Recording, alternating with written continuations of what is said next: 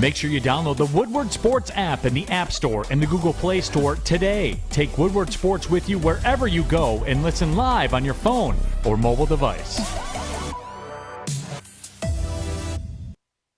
And good morning. It's Friday. Oh my God, I know people. Fish, I know you're happy. Congratulations, it's Friday. Maddy, congratulations, it's Friday. Congratulations to all of you. But I have a special congratulations to give out to a very, very special group of people. This will be interesting. A group of people that have a very special place in my heart. Ooh. Michigan fans. Oh, Michigan fans. Oh, I know. Last night was whoa, nobody gave us a chance.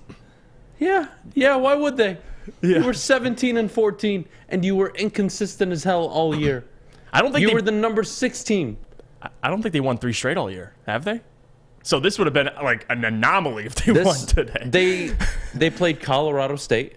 Yeah. They are a more talented team than Colorado State. They won. Good. Yeah. They upset Tennessee. That was such an impressive win. I have to tip my cap to them. That was really good. Mm-hmm. Yeah, they're supposed to lose to Villanova. Yeah, great. But you are the most obnoxious fan base I've ever dealt with in my life. Holy hell.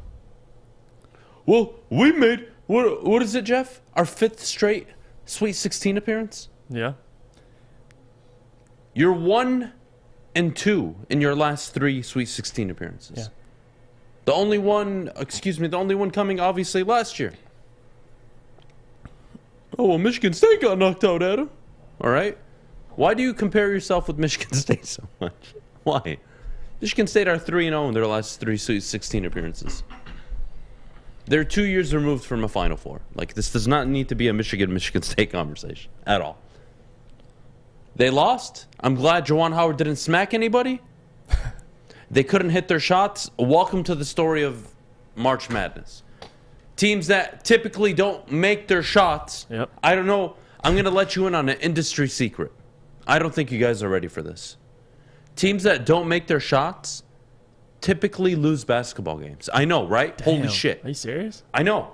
We're talking like next level brainstorming session right now. I think I just cured cancer. That's why they call it a make or miss league? Wow. Ugh. Unbelievable. Jeff, look, I mean, jokes aside, obviously, I had Michigan going out early in the first round. They did well. They salvaged part of their season. And that's how I think this should be talked about. Not that, it was a successful season. It wasn't. You were average all year. You were inconsistent all year. You were what, 8th, 9th, or 10th in the Big Ten? And you were the number 16 going into the year in the country. And you weren't even ranked to end the year. Come on. Michigan fans, if I can say that you over-delivered and played beyond expectations in the college basketball tournament, you can admit that your basketball team was inconsistent as hell all year, and to be honest, did not deserve an at-large bid, but that's beyond the point.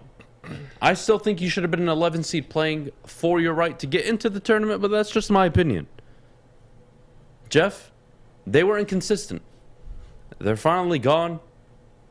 What's next for Juwan Howard and Michigan? Look, I mean, we're going to have all off-season to talk about that. Right. They have a whole new recruiting class coming. But at the end of the day, Michigan fans, unless you reached, honestly, the Final Four, I don't think there was going to be a moment or an accomplishment outside of reaching the Final Four that would have gotten that bad taste out of your mouth of going 17-14. You were just inconsistent as hell all year. Jeff, am I missing something? No, you're not. And I want to know, too, we have to speak on this. They made, obviously, the Sweet 16, 7 out of the last 9 appearances in the tournament. So the question I have, and maybe Michigan fans in the chat can answer this, what's the standard? I think that's the most important thing of this all. Is it a successful season because you made the Sweet 16? I mean, yes, you beat a very impressive Tennessee team, which I thought they'd lose to. But again, losing to Villanova in the fashion they did, like, call it what you want. I know people on Twitter were saying, well, it's a successful season. We were never exposed to make the Sweet 16. No, absolutely not. You had the number 3 recruiting class coming into 2021. You had no injuries. Yes, Juwan Howard was suspended, but even before then you were inconsistent, and you haven't won 3 games in a row all year. So it was a bad season, no doubt about it. I mean, if you want to call it a successful season, why are you lowering the standards? I mean, Michigan, no doubt about it. You already mentioned it. A top 6 team coming into the season and coming now into the tourney. You had people actually thinking they were going to lose to Colorado State. They obviously did not do that. They beat a Colorado State team, which they were better than on paper. And then now you go against a Tennessee team, which, yes, I thought they would lose to. But again, am I surprised they won? No. They are better on paper. They should have the better coach. And you lose to Villanova, which honestly, Villanova ain't no slouch. Like that's a team that, listen, we talked about it yesterday.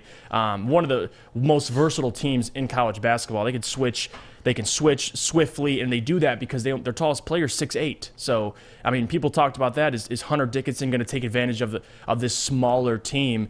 No, it looked like Villanova was ready. I mean, Michigan was missing a lot of shots at the rim. And, I mean, the big picture is what is the standard? That is really, as a Michigan fan, all the people watching this or watching the game last night, your takeaway has to be your standard. What do you want from this program in Michigan? Was it a Sweet 16 appearance? Was it an Elite 8 like last year? Or was it something you've done the last 9 years, which 7 out of the last 9 you made the Sweet 16? I wouldn't call this a successful season. It isn't. Like, yes, you overachieved come the tournament, but again, like these expectations were there at the beginning of the season. So, yes, maybe you can lower expectations throughout the season. That's very possible. You came in with high expectations, and by the end, you had lower expectations. But why can't I raise the expectations come the tournament time when you're playing well? I mean, this team in the tournament, the first 2 games, looked like the team that should have been there all year. And now my expectations were back at least higher than they were before. So I wouldn't call it successful. I mean, whatever it is, they can shove it up their ass at this point. Like, Villanova is a very good team, but the fact that you made it to the Sweet 16, congrats. I mean, really, you did it the last 7 and the last 9 years. So what is your standard, Michigan? I think that's the question. What is your Michigan standard? has been a very good basketball program, I would say, the last, 10, 15 years? Yes. I think it's fair to say. Hell, you can even argue a little longer than that, but beyond that point, they've been to multiple Final Fours. They've been to multiple championship games. And now, again, before the season started, let's be real, including me, my expectations for Michigan were that they were going to contend for a 1 seed in the college tournament. They didn't. They were on an 11 seed. Look, you can have a down year. And when you make the Sweet 16 on a year where you were just inconsistent as hell, that is a nice feeling. It's a nice way to end the season. But that's nowhere near what your goals were before the season started. If the Lions' goals this year are to win 2 games, and they win 6, I think you're going to be feeling pretty good about it, right? But if your goal this year is to win 9 games and they win 2, but they win the last 2 games of the year, how are you going to feel about it? Not so great. No. It's nice. It doesn't change the fact that you were a bad basketball team for a majority of the year. And I'm surprised with the recruiting class he pulled in, Juwan Howard. Mm-hmm. They struggled and never felt like the freshmen were developing enough throughout the season. Look, I can be very mindful that early on, this is an entire new basketball team, freshmen trying to get adjusted to new speed. Mm-hmm. I get it. We're in March, and they just still don't look like a basketball team. They did against Tennessee, but boy, the same, I don't want to say excuse, but reason why Michigan lost yesterday is the same you could argue for Tennessee. Tennessee didn't hit their shots. Yeah. Yeah, welcome to basketball, right? I know, this is like a shocking revelation this morning, Michigan. I know. It's crazy. If you don't hit shots, it's tough to win basketball games. I know. Insane, right? Holy hell. Swear to God, I feel like I just discovered a cure for cancer. Unbelievable. Jeff, give me the recap on the 2 teams I think we dearly care about. Yep. Michigan State, their season, end of season recap. Just in a little summary for both basketball teams, beginning to end, your takeaways. So both are similar, both very inconsistent. Both haven't really been playing great basketball. Michigan State won more games, but they were just as inconsistent. I think the difference is, and this is where Michigan doesn't have an excuse. I don't care that you lost your coach for 5 games. I really don't, because Michigan State didn't have the recruiting class Michigan had. You had a top 3 recruiting class coming into this season. Michigan State did not. They came in without a player, any of the players like they had on Michigan. Their best player on Michigan State, okay, you have a couple. It was more of a collective by committee team. It was never, you're going on, you have Hunter Dickinson, Caleb Houston, Diabate. You have the senior and junior guards starting. Like, this is a different team. So, yes, more inconsistency with both teams. That is a fact. Both were very inconsistent. But one of them faced Duke with the team they had. One of them took on Colorado State, Tennessee, and now Villanova. And that's where the expectations change. Yes, come tournament time, I'm able to give a little more slack, at least to Michigan State, considering who they had on their roster. I mean, come on, guys. Their best player was Gabe Brown. He was out there scoring, actually, against Duke. He's playing very well. But, again, Gabe Brown, like, guys, come on. Like, top 3 recruiting class. I mean, that's the biggest thing, is the standard. Michigan State has proved to me over the last couple years that they can take teams, even mediocre or above average teams, and compete with Duke. They've shown me that. Michigan, was it an anomaly last year? What is it? I don't know. What am I doing with Michigan when I tell you that they shouldn't have been in the tournament? They shouldn't have? I truly believe that. Am I pushing it? And no. if I'm willing to acknowledge that they have obviously a very difficult schedule playing in the Big Ten, let's say I can at least give you that. How are they an at-large bid team? What have they shown? Should they have not been playing like a Michigan State did last year against UCLA? Am I missing something here? No, you're not. This is a basketball team that should have been playing in a play-in. Yeah. And look, they won 2 games. That's great. Well done. Good for you, Michigan. Way to salvage an awful season somewhat, but it was still an awful season. Yeah. Like I said, outside of a Final Four appearance, you were not walking away from this season feeling like, you know what? Man, we improved this year. I'm feeling good. Going into next year, damn, I'm thinking it's Juwan Howard's year. You're not, right? Because Juwan Howard is now Elite 8, Sweet 16, instead of the, ideal Elite 8, or Elite 8 Final Four progression. Michigan, there's a lot of uncertainty, I think, going into next basketball season. And I think I could make a really good case that at fair value, at the fairest point I can make about Michigan basketball this season, is they should have been a play-in team. They could make the tournament, but you have to play in to get in. That is, I think, one of the biggest disappointments I had with the committee. And yeah, Michigan had a top 10, I want to say, strength of schedule this year. It was somewhere around that. Yeah. But, okay, fine. Returning All-American top. I mean, that is ridiculous. But you are, again, Michigan, the first at-large bid team to get into the tournament. Right. Without being a play-in team, only being 3 games over 500 since the 2001 Georgia Bulldogs. Yeah, guys, let's not talk about busted brackets this morning. Look, again, I like to extend olive branches every once in a while. To all of you whose brackets were busted by Villanova, possibly, Arizona, Gonzaga, I'm sorry. But, Jeff, my bracket is so messed up. But there is one team that's making me look kind of smart. Houston. They're tough. Houston is in the Elite 8, which is where I had them going. So, you give yourself a little. Were they the Final Four last year?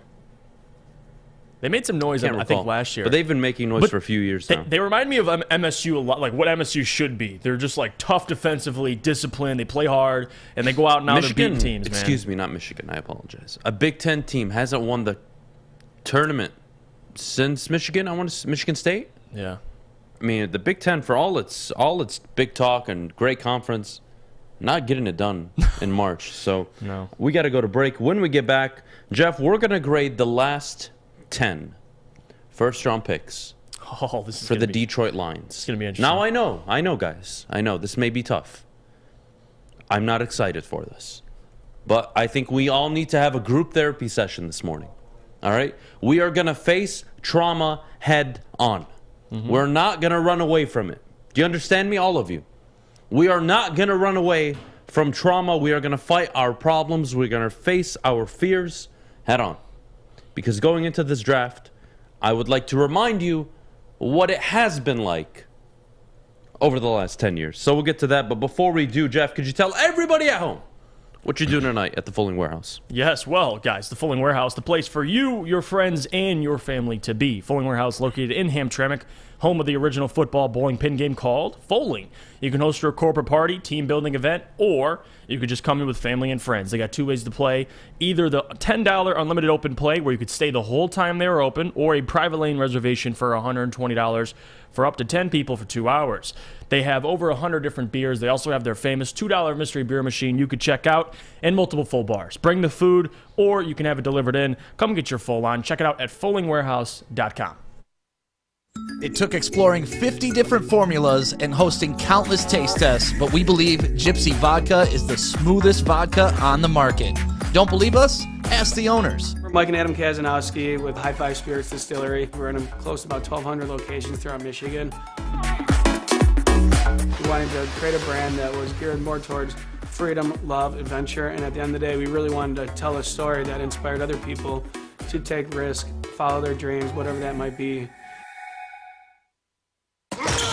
Think you're a big shot? Oh, excuse me, it goes down! Think you can make the big shot? Washington fires and hits! Woodward Sports wants to send you to the finals for college basketball April 2nd through the 4th in New Orleans. That's right, you and a friend in the Big Easy. We'll take care of the airfare, hotel, and tickets to see the finals for college basketball. Listen Monday through Friday to the Morning Woodward Show. Big D Energy. And the bottom line for your chance to qualify. If you can make the big shot, you and a friend are getting out of the cold and to New Orleans. Got it! Keep listening and watching for your next chance to win. Powered by Planet Fitness, Centron, and the Sports Marketing Agency. And it's over!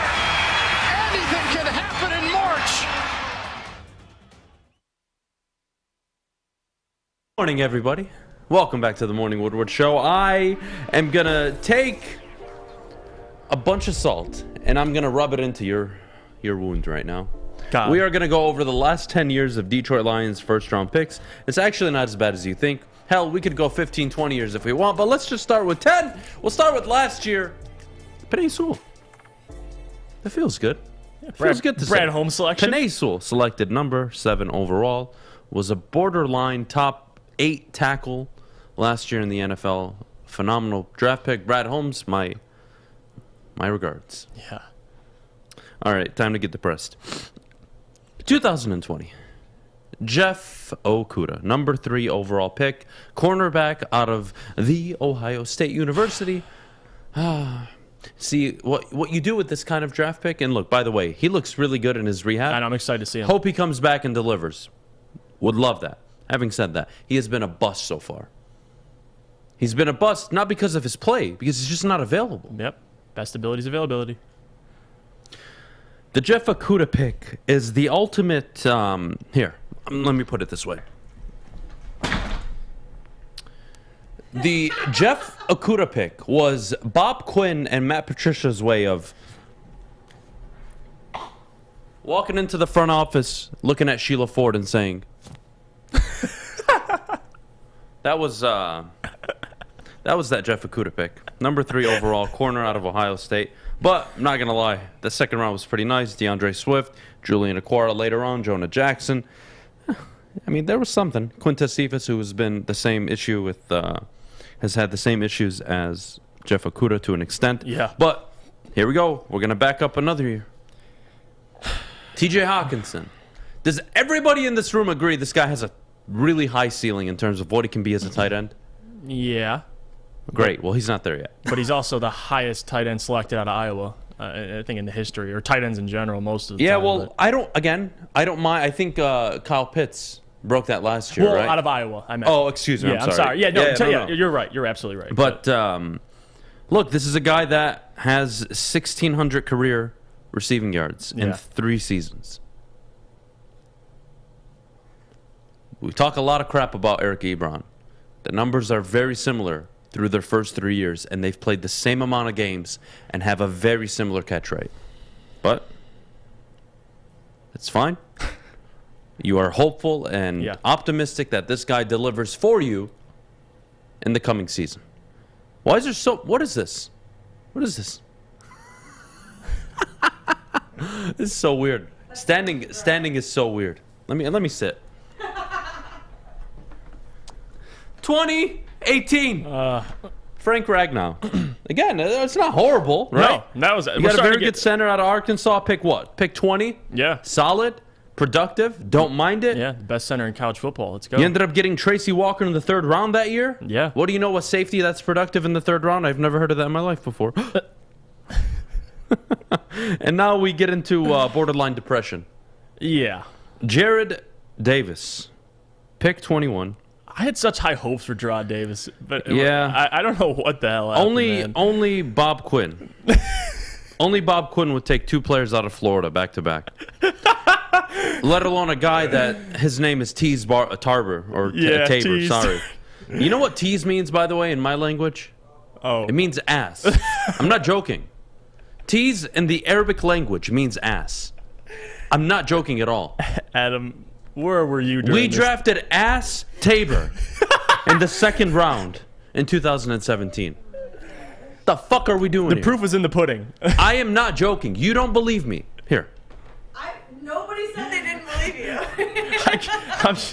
How hilarious would that be? Just give me a second. Are you calling your mom? I am. Yes. Give me a second. She'll break it down. Just give me a second. Answer the phone, Mom. This isn't about Jimmy G, Mom. What if I was dying? What if I was dying right now?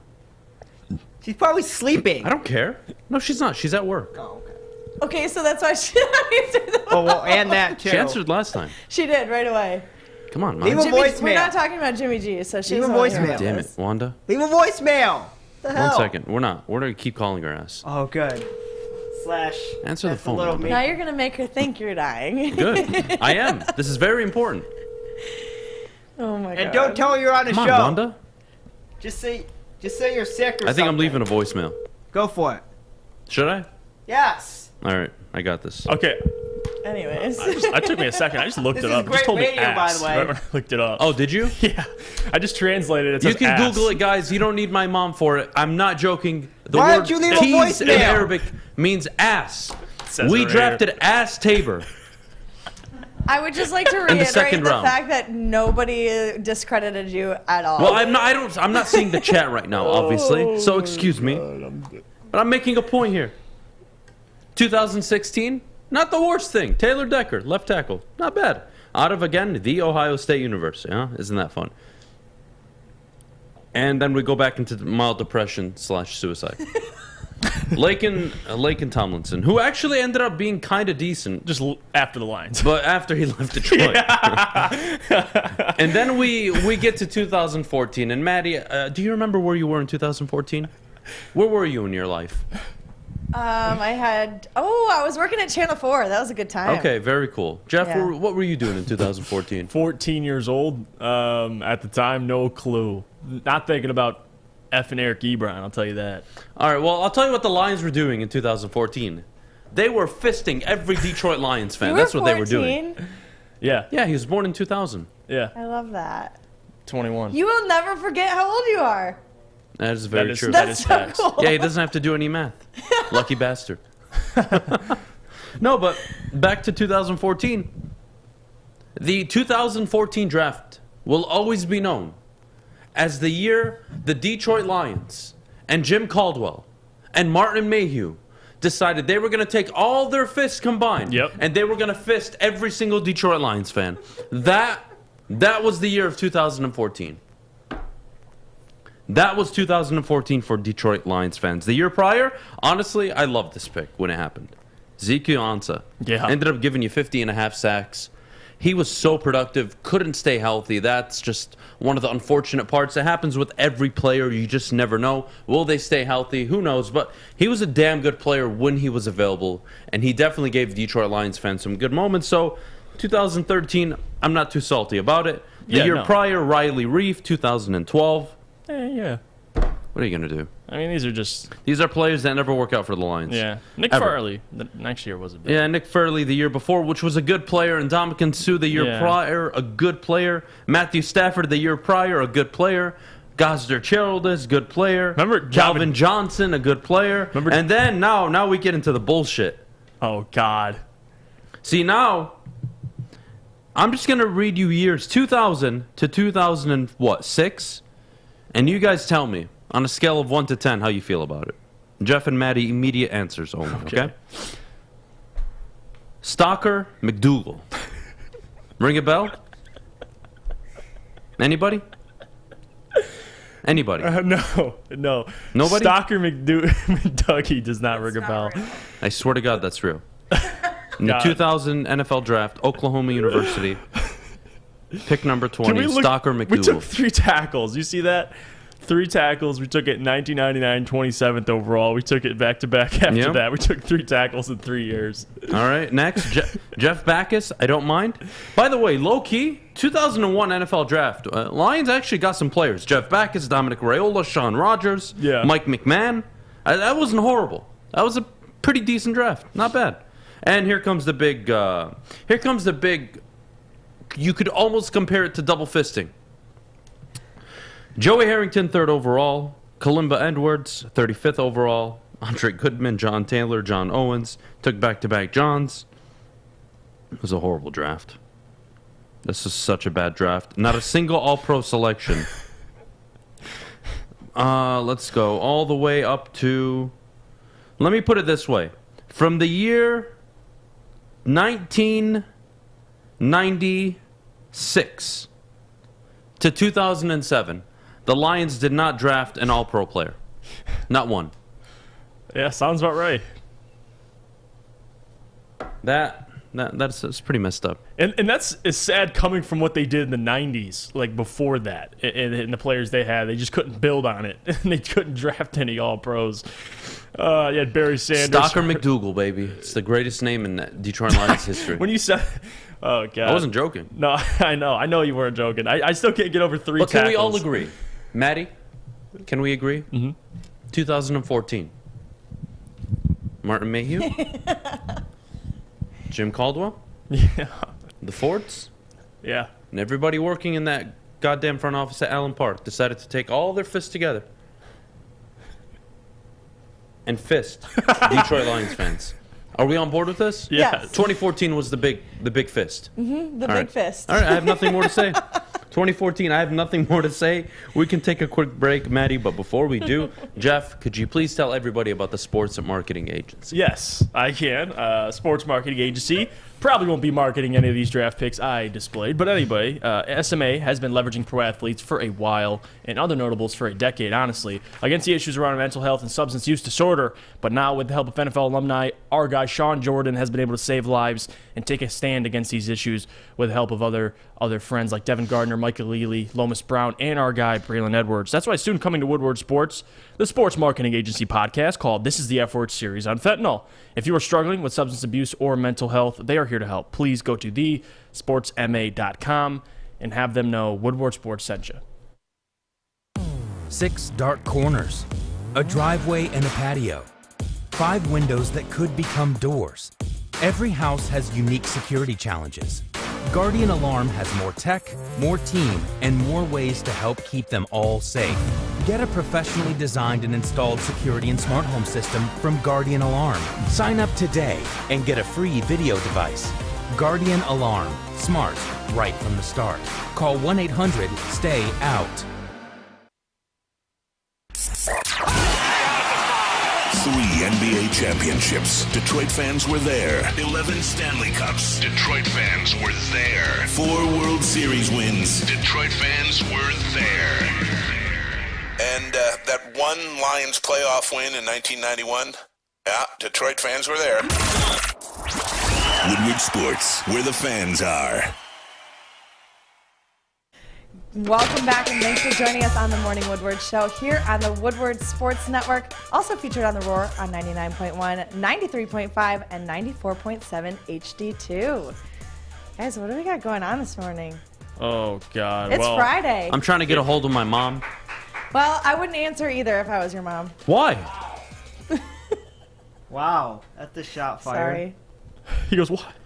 I don't know. Whatever, Mom. I guess that's just how I'm feeling. I'll this deal with my morning. mom over the weekend. Whatever. Wow. She'll confirm. All right, let's get into this. Who in the market do you believe will consider trading up with the Detroit Lions? And on top of that, let's identify who in the market, or excuse me, who is in the market for a quarterback. Jeff, we'll start with the obvious team. And I want to go in order in terms of draft pick, right? So I want to start at the bottom of the board and work our way up. Okay. I believe the New York Giants, maybe one before. The Houston Texans are in the market for a quarterback, but they like Davis Mills. Right.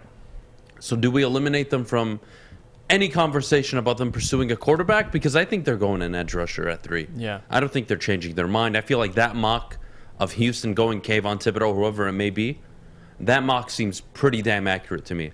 I think they're leaving Davis Mills in for at least this year with Lovie Smith, and then they're going to make their decision about their franchise moving forward. And they got Nick Caserio, too. Patriots, former working in the front office. So I think he's a positional value guy. So I would definitely see the Houston Texans going edge rusher. I don't think he would overjump and take a Kenny Pickett or a Malik Willis, but that's just me. I think Houston's going edge rusher. You're absolutely correct. I think the question becomes Carolina at 6, in my opinion, as the earliest pick. After that, you got Atlanta and you got Seattle, which are two another realistic destinations. Now, the question is, does Seattle reach this year, or do they tank, trade away a DK Metcalf to wherever, to a Green Bay possibly, and they just tank? And the next year you can get a CJ Stroud or a Bryce Young.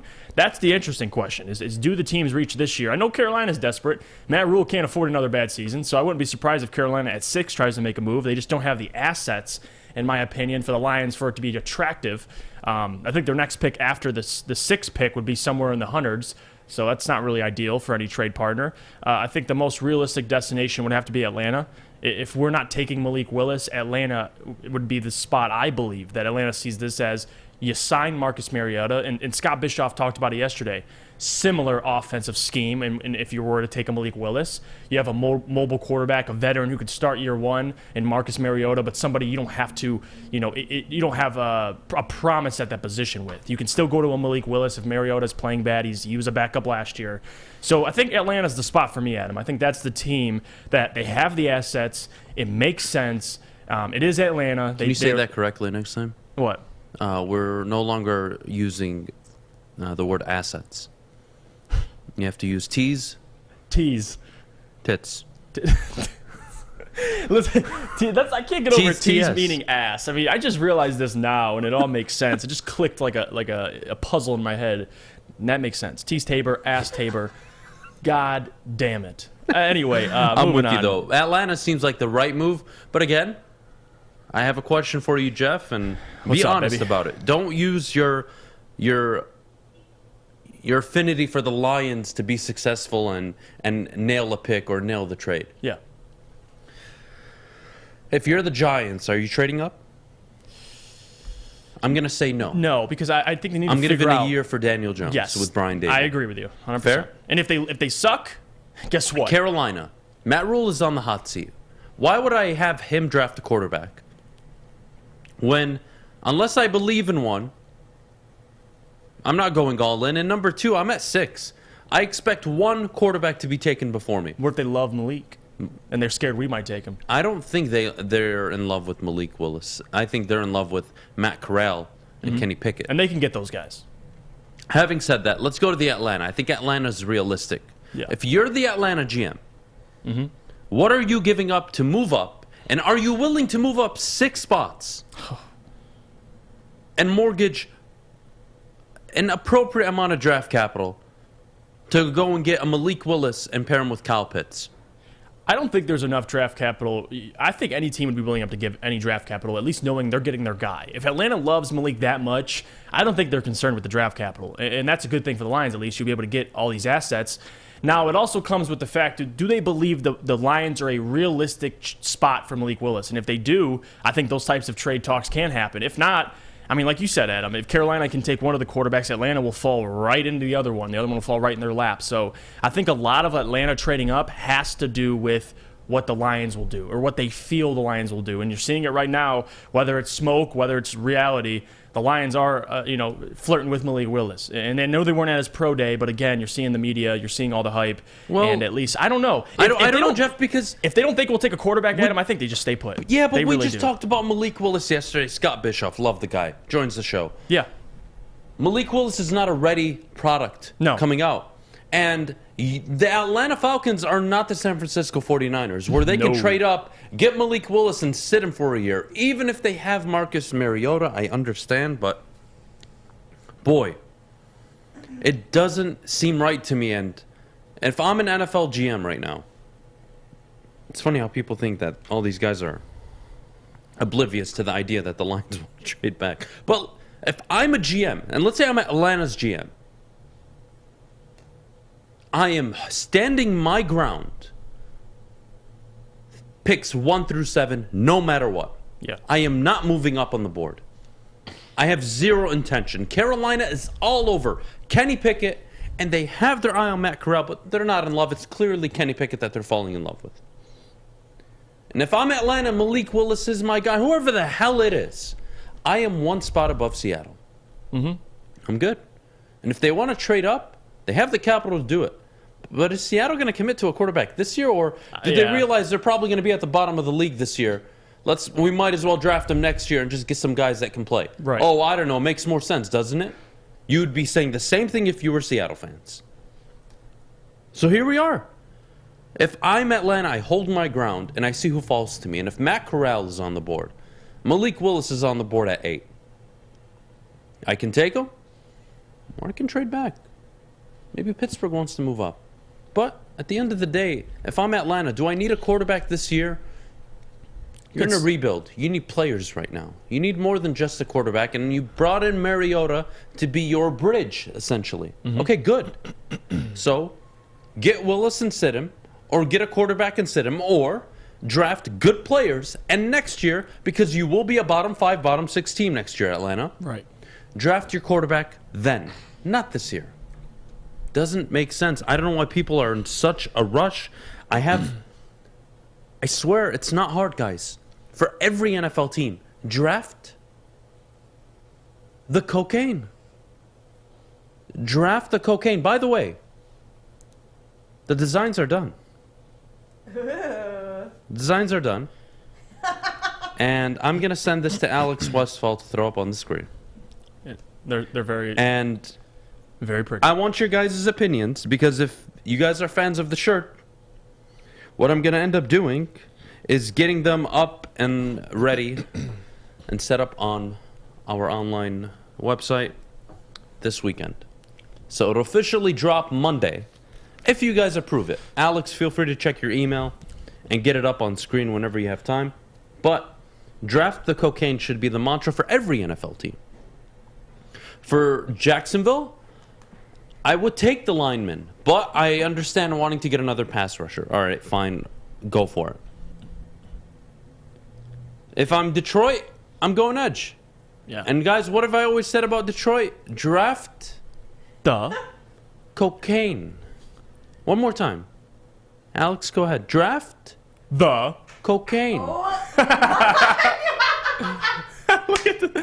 Draft the cocaine, ladies and gentlemen. God.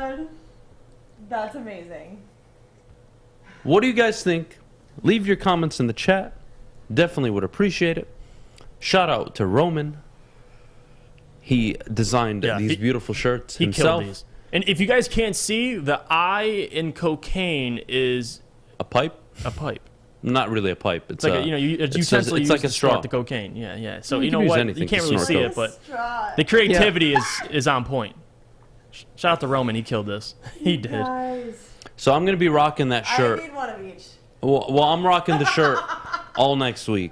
I'm going to find a way to get my hands on it before Monday if I can. If not, I'll get it Tuesday or Wednesday of next week. But Can't wear it on Monday. Yeah, see, I knew everyone's talking about the one with your face is better. I agree. Oh yeah, I agree. I The think one that with the one's face is way iconic. better. Yeah. It's iconic. Yeah, but we wanted a font version and obviously the funny version, which I think is me The presidential. almost giving the middle finger, like I gotcha. And like, oh my God, it has the line and everything. I just So love it. I'm gonna recreate it for you one time. I'll recreate it just this once. Here you go. Here's my best impersonation of the shirt. Draft the cocaine. Adham Baydoun for president. This dude is iconic. That's going to be dropping on the Woodward Sports Store on Monday, so you guys can expect a ton of tweets over the weekend. I am going to do my best to get it up on the store. Feel free. We'll have some fun with it. I'm definitely going to give some away. God. I'm going to wear it to the draft.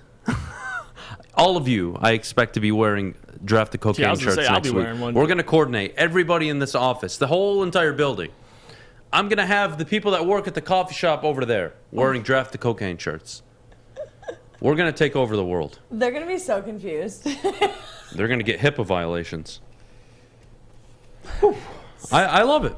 I love it. Great job, Roman. He's the man. That's hilarious. Absolutely crushed it. Awesome. Let's take a quick break. When we get back, the Wings... Wings lost again. It's fine. Okay. I'm taking deep breaths. It's cool. They're going somewhere. Grice sucked. And he has sucked. Yeah. Blashill sucks. Got the and he ovation. has sucked. Team is inconsistent. It's young. We're just going to take a deep breath. Just going to take a deep, deep breath. Sebastian Cosa, where are you? Let's go to a break. Where are you, baby? I need when you. we get back, Wings, Islanders. And then at 9 o'clock, top of the hour, Dose of Dion joining the Morning Woodward Show. I am very excited to have him on this morning. But, Maddy, before we go, what do we got? Yes, before we go, we do need to hear about our friends at Lady Jane's. Yes, well, guys, you know, we broadcast live from Lady Jane's headquarters in Birmingham, Michigan. And it is awesome for anybody to come over to Lady Jane's, get your haircut taken care of. You can sit in one of their comfy chairs and get taken care of by one of their talented stylists. That's why I recommend you get to Lady Jane's. Lady haircuts for men near you, and let them treat you like a king, too. Open 10 to 8, 7 days a week. You walk in anytime. Relax. Watch your favorite team play, and before you know it, your hair will be game ready. Get to Lady Jane's 10 to 8, 7 days a week. Walk in anytime. Lady Jane's. It's wicked awesome. Life is full of hard choices. We're here to make one of life's biggest decisions as simple as possible. My name is Christina Gennari, and for over 20 years, I've helped hundreds of families buy and sell homes. We cover all of Metro Detroit and more. From large luxury homes to starter homes, we will work hard to make sure that you get the home of your dreams. So if you're in the market today or even thinking about buying or selling in the future, make the obvious choice. Christina Gennari, the obvious choice in real estate. Visit us at soldchristina.com today. Detroit, you've been waiting. You've been asking, and now he's back. Starting Monday, April 4th, Terry Foster joins the Morning Woodward Show every day, bringing you Detroit sports like only he can. The Morning Woodward Show with Terry Foster and Adham starts April 4th, live on the Woodward Sports Network. Welcome back. Thanks for joining us on the Morning Woodward Show here on the Woodward Sports Network, where we like to promote hashtag Draft the Cocaine. Anyways. It's not a promotion, it's a revolution, goddammit. We are changing the minds of people. Listen, Maddy, you know, remember when we were kids and, you know, you'd struggle with something in school and your teacher would try to give you more of a simple example or a real life example? That's all I'm doing here with the draft. Look, I think people are struggling. I hear you, and I understand. Yeah, people are struggling to figure out what they're going to do at number 2 overall. And all I'm doing is saying, if I wanted to do a line of cocaine right now on the morning show. You can't. I can't. Because you don't have any. I don't have any. So what do I need to do, Maddy? You need to get the cocaine. I need to get some cocaine. The Lions don't have a pass rusher. They can't get to the opposing team's quarterback. So what do? You get a pass rusher. Draft the cocaine. Yeah, I cannot. I can't do a line of coke. There's no cocaine on my table here. And last I checked, my contract doesn't say anything about not doing cocaine on the show. There is cocaine in this draft. And that's There's a lot of cocaine in this draft. Now, do you want some high-end cocaine? Mm-hmm. Or are you going to be like the Lions of the last 20 years? Picking people like Tease Tabor. That's beyond the low-end cocaine. That's the fake cocaine. That's the people that take the powdered sugar. The powdered sugar. Whoa, why are you pointing at me? And they try to sell it to you and act as if it's cocaine. Why were you pointing at me? You definitely were pointing at me. I know you're a drug dealer on the side, buddy. Well, there's no way you're driving a Lexus and Ferrari working here. Well, that's a lie, but okay. The people don't know that. Oh, God. Speaking of lies. I'm sorry. Never mind, Guys, not even I gonna do go there. apologize if I'm throwing you off this morning, but The Red Wings did not win last night. I know. Yeah, I didn't expect them to. No. Grice played awful, as usual. The defense is so inconsistent. And what killed me most is they had, 11 shots on target? They had 40 by the end of the game, yeah. 40 shots on net. They had 14 more than the Islanders. I don't know. Frustrating. Yeah. Frustrating night. And it was frustrating. I mean, they had 3 different power play opportunities. They couldn't capitalize. I mean, it was a shot fest in terms of on the Red Wings, and they just couldn't capitalize. I mean, you saw Grice got the standing ovation and everything in New York, and then got absolutely destroyed. The Islanders scored the first 3 goals of the entire game. The Red Wings didn't get involved into the third period. They had 2 goals, but still, at that point, the game was already pretty much over with. I know people had a problem with them pulling their goalie only down by 3, but again, like, who gives a damn? You're already losing. And it is what it is. I mean, the Red Wings, this is what kind of we've been going through all season, the ups and downs. Like, you'll have a game where the Red Wings will give up 1 goal and they'll win, and then they'll have a game where they give up 5 goals. Like, it's the most inconsistent. That's why goaltending is such a problem with this team. Inconsistent goaltending, and special teams, of course, but yeah, it was a rough one yesterday, Adam, for Grice. It was bad. He got injured. They had to pull in Nedeljkovic, and then it's just, it is what it is. Sebastian Cossa, you can come up anytime you like. All right. The next year, I don't think it can get much worse than this. If you can give up 3 goals, I think we're happy. Yeah, look, I mean, the Wings are just... it is what it is. An inconsistent hockey team right now. They're going to be losing a lot of their games heading down the stretch. It's not even close anymore. I mean, they are... Do you think a part of it, too, is like they were so great to start the season, they're kind of running out of gas a little bit towards the end. Now you're starting to see what they really are. Well, you're starting to see what they should have been all season, right? Yeah. I don't think anybody expected this team to be 500, 45, 48, 50 games into the year. Right. And now, whether you want to call it their legs are falling under them, whatever it may be, I just think they're an inconsistent hockey team. They don't have a consistent way or a consistent threat. Their first line got outplayed extremely hard last night. And that was, I think, the biggest difference in everything I took away. The Raymond-Larkin line got toyed with. It wasn't even close. They were outskated. Yeah. They were outthought. It was a mess. It was a messy game. And when I look at that game last night, they got 39 shots on target. Yeah. You got to do more than 2 goals.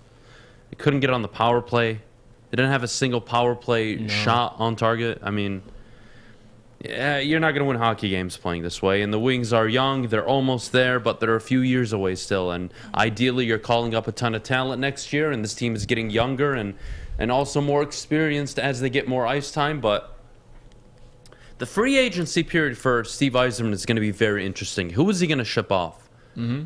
Who's he going to sign?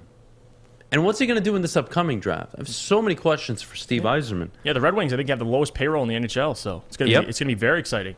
They're going to have tons of money to go after players. Whether or not it's going to result in a winning organization, I think that comes over time. I have full belief in Steve Yzerman, but I do want to shift gears real quickly. Jeff, we were talking about what we wanted to do for the show last night, bringing up some topics. The Detroit Pistons. Yeah. The Detroit Pistons will likely have a top 5 pick. Is that fair of me to say? Oh, yeah. At this point, absolutely. It's pretty much a lock right now. And you have your option with Jabari Smith, who plays, I want to say, tonight, correct? No, Jabari Smith, he's done. Yeah, Auburn. Yes, Auburn did last lose. round. Yeah. So Auburn are out. Now Gonzaga are out. Duke did advance. So Paolo Banchero's still playing. But yes. Out of Jaden Ivey, out of the Jabari Smith, out of Chet Holmgren, should the Pistons be reconsidering who their favorites are? And as someone who said he's a Chet guy, meaning me, should I be reconsidering Chet Holmgren? Who's the guy for the Pistons right now that you believe at face value of everything you've seen? Right now, with this draft, and we talked to Ashton yesterday. You check it out at From Half Court on YouTube. We had an interview with Ashton. We asked him a similar question. Who's somebody that you've been excited or you've loved to watch, and especially in March Madness, come March Madness time? And he said, well, look at the first 5 players in the draft this year. I'll take any of them. And I think that's the right mindset. And I think having a guy like Troy Weaver, you have so much trust in him as a player evaluator that it does not matter who you take. You could have one, you could have two, you could have three, four. You're going to leave with a great player. And that's why we talk about Chet Holmgren. Probably, at least the most highest upside. You look at what he can do at 7 foot. It's absolutely ridiculous. Him and Cade in the pick and roll, his ability to pass, shoot. It's very dynamic. But if you go down the list, my favorite, I've been saying this for a while, Jabari Smith. I'm a huge Jabari Smith guy. But Chet is clearly, I think, the number one. I mean, there's a reason why he is the unicorn. He is the unicorn. But Jaden Ivey, you can't go wrong. Get in the backcourt, if you land at 4 and you still get a Paulo Banchero, or 3, get a Paulo Banchero, that's another great player. So, Adam, I think you honestly can't go wrong with any of the top 4 guys. I mean, who's the best fit? Fit? I'm still on board with Chet, I say Chet's the best fit. I mean, you talk about a kid that's raw. Yeah. In terms of, he needs 3-4 years to develop into his NBA prototypical body. God, I mean, the guy has similar skill coming out of college that you saw with the Kevin Durant and Anthony Davis. And yeah, he's skinny. Yeah, the weight is concerning. And you saw that last night a little bit, kind of that size. But he is an incredible shot blocker. I don't think anybody can say that. I mean, the guy, even as skinny as he is. Yeah, but he's still snagging boards. I mean, he's boxing out players. Even if they're much bigger than him, much heavier than him, he still has the ability. He has great game instincts. Yeah, he might have got fouled out, but again, that's probably where the questions come around with his weight, because at that size he is getting into foul trouble. But again, you're absolutely right. Like, if your only concern is his ability to gain weight at him, you're doing something right. Like, yeah, look, other guys I think have other Chet is the most skilled of the group, and the problem I have with Jabari Smith is I've seen players like Jabari Smith come into the NBA. Right. Freak athleticism, unbelievable. Andrew Wiggins. What do they turn out to be? They're just an average guy. What, you talking about Jabari Smith? Yeah. But I understand. Look, I know it's, again, a little different, but I've seen players like this every year come into the NBA and not succeed. Chet Holmgren is a guy that can hit the jump shot, hit a three-pointer, stretch the floor for you. He's a unicorn. Look, is he Shaquille O'Neal in the paint? No, he's not, obviously. I don't need him to be Shaq in the paint. I need him to get me some rebounds, protect the paint every once in a while, become a good shot blocker, get me about 12 boards a game, give me a 3 or 2 a night, about 13, 14 points, which I think he could do year 1 easily. Mm-hmm. I'm not sure. This game is evolving, and Chet Holmgren could be that next KD, the next Anthony Davis, in terms of how gifted they are for their size. Right. AD was a point guard coming out of high school, turned into a center. A center with handles? That was new. KD, sharpshooter. But he was so lanky and skinny. I mean, one of the best small forwards we've ever seen play the game of basketball. And probably the most lethal offensive player, given you can't stop his shot. He can always get his shot. Right. 7 feet, wingspan. Do we need to get into it? I feel like Chet's ceiling is so high. And one aspect I think, Jeff, you should consider, and feel free to tell me if I'm wrong on this. Yeah. Whoever the Pistons get, they'll work with Cade. Yeah. You know why? Because Cade will work around them. Because Cade is that kind of player. He's unselfish. He's a team-first player. He's not a bum like a Russell Westbrook. I need to get mine. No. It's funny. This guy is 17 points a night, but he's actually a pass-first point guard. He really is. He's always looking for his teammates first. Now, given his role with this team, does he need to be the alpha? Does he need to be the aggressive player? Of course he does. But he is very unselfish. And I think whoever you end up with, Jeff, Cade will play with him just fine. And that's the biggest thing. That's why I'm also not worried. Because if you look at, let's say Jalen Green, and God forbid, let's just say he was in Detroit, you'd have to draft a guy to play with his strengths. You need a ball handler. You need someone that at least can defend. Cade can do all those things. He can handle the ball, he's your point guard, but also he's one of your best defenders, and he can play with anybody. He's incredibly unselfish. So that's the key about this thing is Cade, and Justin brought it up in the chat, which is a great point, and a point that we talked about yesterday on the stream, is just how unselfish Cade is. allows you to be more flexible in the draft. And that's why I don't have a problem with any of them. Chet's, the Jabari Smiths, Paulo Banchero, they all are talented. Now, what do I value more in a prospect? Shooting and ability to block shots or defense, because that's really what the Pistons need. You need shooting. Jabari Smith, Chet solves those issues. Also defensively, Jabari Smith and Chet solves those issues. So that's why I'm so high on those two guys. But again, it does not matter because you have Cade Cunningham. You got him in the building, and that's the biggest thing. That's why I said yesterday, stars are going to want to play with Cade, and that's really what it comes down to, just how unselfish he is. So, Adam, honestly, although Chet, people have concerns about his weight, he might be the best fit. I like Jabari Smith, and even Paulo last night had a great game, 22, 4, and 4. I mean, that guy can create his own shot, and I think getting guys who can create their own shot is also very important with Cade Cunningham. Not always have to rely on him to create offense. Paulo's one of those guys, so you can't go wrong, Adam. You really can't. You're absolutely right. Would you prefer to draft, and hear me out, would you prefer to draft a number 2 or a number 3? With this pick? 2. All right. So you agreeing on 2, because that's what I believe, means Saddiq Bey going into a number 3 role is pretty damn good. That's a pretty damn good problem to have on a basketball team. Absolutely. With him being the third option. I actually think he'd be the second scoring option no matter who you get. Right. Given, he's more experienced, at least for the first few years, until this draft pick develops into a star player, ideally. But you get a guy like Chet, well, that's a team of unselfish players. Yeah. And that's a basketball team that you talk to me 3-4 years from now, they're going to be entering a prime of, I'd say, 48 to 52 wins a year. And one thing people don't talk about is basketball is slowly becoming positionless. Like, you just need guys that can shoot, pass, pretty much do it all. Chet is one of those guys. So no matter you play him at the 4, you play him at the 5, he's going to be a great player. And despite his lengthiness, he's got the skinniness. I get that. It's a concern. But he's just that's why they call him a unicorn. He really is. He's a unicorn. That's why they call him it, man. He can do so much things well. So Chet's still number 1, but Jabari, man, that's my guy. That's my guy right there. So we'll see what happens, though. Maddy, Pistons, should they lose the rest of their games to secure a top pick, or are you one of those people that say, oh, no, let them play well? Why do you have to say it like that? No, I mean, that's just what I think of those kind of people. Those are the people that cause all the problems we have in this country. Yes. Are you looking to get canceled again? I also think that you're the kind of person Are you that looking to get canceled again? In this country, but Fish, I don't know. canceled again? He never got canceled. I'll never get canceled. I can say whatever the hell I want. He almost got canceled from some person on Twitter, so I feel like he's looking for it again. Wow. She can go fuck herself. You think I care? Alrighty then. I don't care.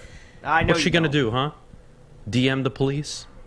Oh, he said something mean about me. Fuck you. I didn't even say anything mean to her. That's the funny part. Speaking of F you, sorry, Jeff. F you to Italy. What's wrong with Italy? Fish, you're so off topic right now. Nothing's wrong with Italy. You just dropped the subtle. You didn't like that segue? Italy suck, by the way, to Fish's point. What did you just say? Italy suck. So it's funny because she's Italian. It's funny because no, hold on. It's funny because their team doesn't actually suck. Well, like they have good. suck. I know, but they have good players. So. Yeah, they didn't qualify for the World Cup for the second straight year, buddy. They suck. But let's take a quick break. When we get back, thought about that, right? You know. Sucks for. You didn't ask me a question or anything. I just won't answer it. Screw sorry. me. Why am I even here? Well, Fish interrupted you, not me, to be fair. So if you have a problem, deal with Fish during the break. That's why I swore. We got to go to break. When we get back, Dose of Dion joins us to talk about the Detroit Lions offseason, the upcoming draft, what the team should do with their picks. But before we go, Jeff, could you tell everybody at home about Cintron? Yes, I can. Cintron World is an aspirational lifestyle beverage brand with a line of sparkling flavored energy beverages, premium bottled water, and revitalizer shots. Cintron is the official energy drink of the Red Wings, proud partners with the Detroit Pistons, and exclusively served at Little Caesars Arena. If you're looking for premium ingredients, long-lasting energy, balanced hydration, essential vitamins, and great taste, Cintron is your top choice. Buy online at CintronWorld.com. Use the promo code RedWings10. Save 10% with shipping included. Remember, drink it, live it with Cintron. Hi, my diamonds. It's Crystal with an X. You want to get hot and perfect like me? Here's my super easy routine. Drink at least a gallon of water before you wake up. Attach a weight to everything in your house. Hello? Sell your car and just sprint everywhere. Scream when you exhale. Don't follow Crystal with an X. Do your own thing at Planet Fitness with tons of equipment and free fitness training in our clean and spacious clubs. Join now for just $10 a month and cancel anytime.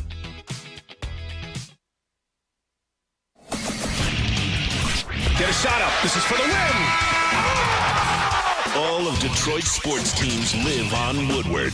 All of Detroit's sports coverage lives on Woodward Sports. Driving the best in Detroit sports coverage. Ooh, wing snob. I know, Jeff, it's 9 a.m. I don't want to eat wings. Too bad. Wing snob has the best wings somewhere on the planet. Fresh, juicy, hormone-free chicken. Wing Snob has the best traditional wings. Try out their signature sauces, Jamaican jerk or lemon pepper. Their wings, had them. They're absolutely delicious. They're tossed to perfection in any sauce you so choose. When the wings are this good, you're allowed to be a snob. Order online now at wingsnob.com. Wing Snob, we just have better wings. And we have a great show planned for the rest of the hour. I'm excited, and we have to introduce a good friend of the show, just a good guy in general. Great YouTube channel. Check him out at Dosa Dion. But Dion, good morning, man. How are you? Hey, how we doing, guys? Just making sure you guys can hear me. Just wanted yes, to. Sir. Yep. We got you. Awesome, you. man. Sound good. You sound good. You're looking good, man. Looking good. I like the hoodie. Yeah. You know, I got the camera good, so we look better than before. You know, it used to be all like fuzzy and stuff, but we're looking better now. So hopefully everything looks good. Yeah, the hoodie actually just put it on yesterday, so I was like, yeah, I got to wear it for the show. You know, coming Love on the big hat. day, so. Love the hat. I'm just gonna keep complimenting you for the first 10 seconds, so if you don't mind me. No, it's perfectly fine. Take it where you can get it. Trust me. I'll throw some back, you know, but I can't see right now, but I'll throw some back. But no, the hat. Oh yeah, no, I don't look anything like you, so no, we're not gonna compare each other right now. You're doing great. I'm just sitting over here in a goddamn polo. You're good. You got the swag this morning. It looks comfortable, man. It looks really good though. No, yeah, it's not that comfortable to be honest. He said you look comfortable. Man, me and Adam's top button, man, it's choking. Oh man, it's I choking. mean mine's fine, but I That's don't know, what Jeff. You matters can most. complain. Jeff likes to be choked, Dion. It's a different conversation. Anyways, Wait, pause. We need to talk about the NFL draft. Dion, talk to me about number 2 overall. Obviously, it's the center of attention for everybody, whether it's Malik Willis, Kyle Hamilton, an edge rusher. Walk me through what you believe the Lions should do with the pick, what you expect them to do with the pick, and really what it means for this football team moving forward. Yeah, I mean, I think the 2 pick, just like every draft pick, is going to have a lot of importance because, I mean, the Lions told us from the beginning it was going to be about building through the draft, and I think we're seeing that free agency plan, and I think it's going to follow similar patterns. I think it'll be more aggressive when you start finding some success, and you know they'll look to kind of push a little bit harder. But I think for this season, you could kind of see what was going to kind of take place. We had a little bit of a lighter offseason in terms of free agency, kind of like what we did last year, almost signing these guys to prove it, young players, and if they earn it, they can come back. And I think that's a big part of their laying the foundation is doing it that way. So the draft picks are going to be huge. They got to nail these picks. Last year definitely felt like they nailed a lot of picks. We're only you know, you're into, but still worked out pretty well. Now this year's number 2 pick, this is crazy. I mean, I just have no idea really where the Lions are going with this right now. No direction. I have no clue because I feel like there's so many different spots that they could go with. But I think they've also done this throughout the rest of the offseason, is they left it open so that they can go many different directions. But there is one spot that does feel like they could go, and I know you don't want to hear this, but I have to throw it out there, man. It just, safety could definitely make sense at 2 for them. I could definitely see them doing it. Now, look, I'm with a lot of other people on this. I'm all about building through the defensive line, through the trenches. I think, you know, when I look at this team and I look where Brad Holmes is coming from the Rams, and how dominant those defenses are. I mean, it all started with the front. You didn't have to worry always about who the linebackers were, sometimes who the cornerback. I mean, you had one great cornerback there in Jalen. You made some moves here and there when he started winning to get the Peters and things like that, but it was all about the defensive line, mainly because Aaron Donald. But you always knew the defensive line was going to be one of the best in football every year, made everything else look way better. So I'm all about that. But safety definitely feels like a spot they could go at 2. Of course, that would be Kyle Hamilton.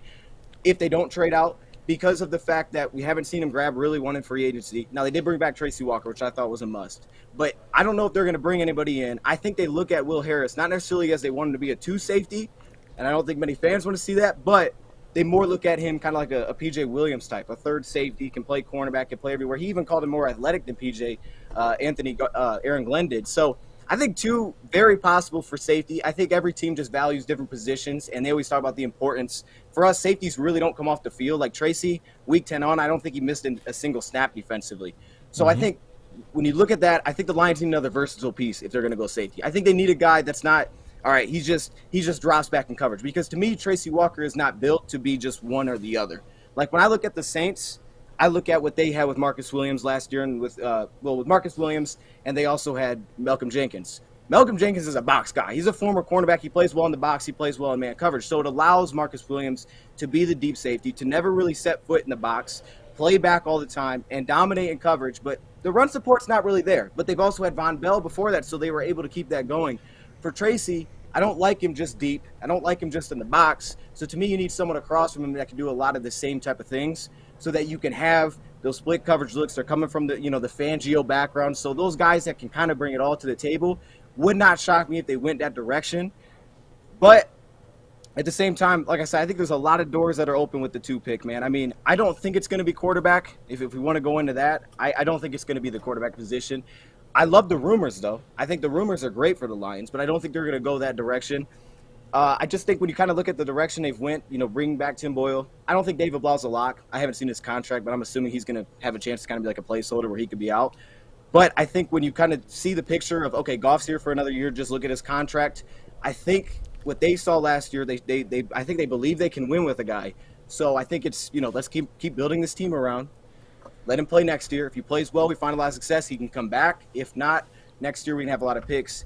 And that's where I kind of look at trade back. I mean, trade back, you never can count on it because you got to have someone to trade up. And that's why I hope these Malik Willis rumors keep pushing, because it's like if someone just falls in love with the guy and they have to move to 2 or maybe move to 1, something, this could allow Lions to maybe get more picks. And I think this would be a good draft to end up with more picks. I think it would be. Go ahead. Yeah, Dion, honestly, look, when we want to talk about the safety at 2, I can't justify that move. Even if he's an all-pro safety 3 out of his first 5 years. How much is that changing this football team in terms of the win-loss column? I will agree with you, though. All the directions point into them committing to Jared Goff, at least for the foreseeable future, this year for sure, and possibly even into the 2023 season. I don't see them making the move at quarterback. It's nice rumor talk.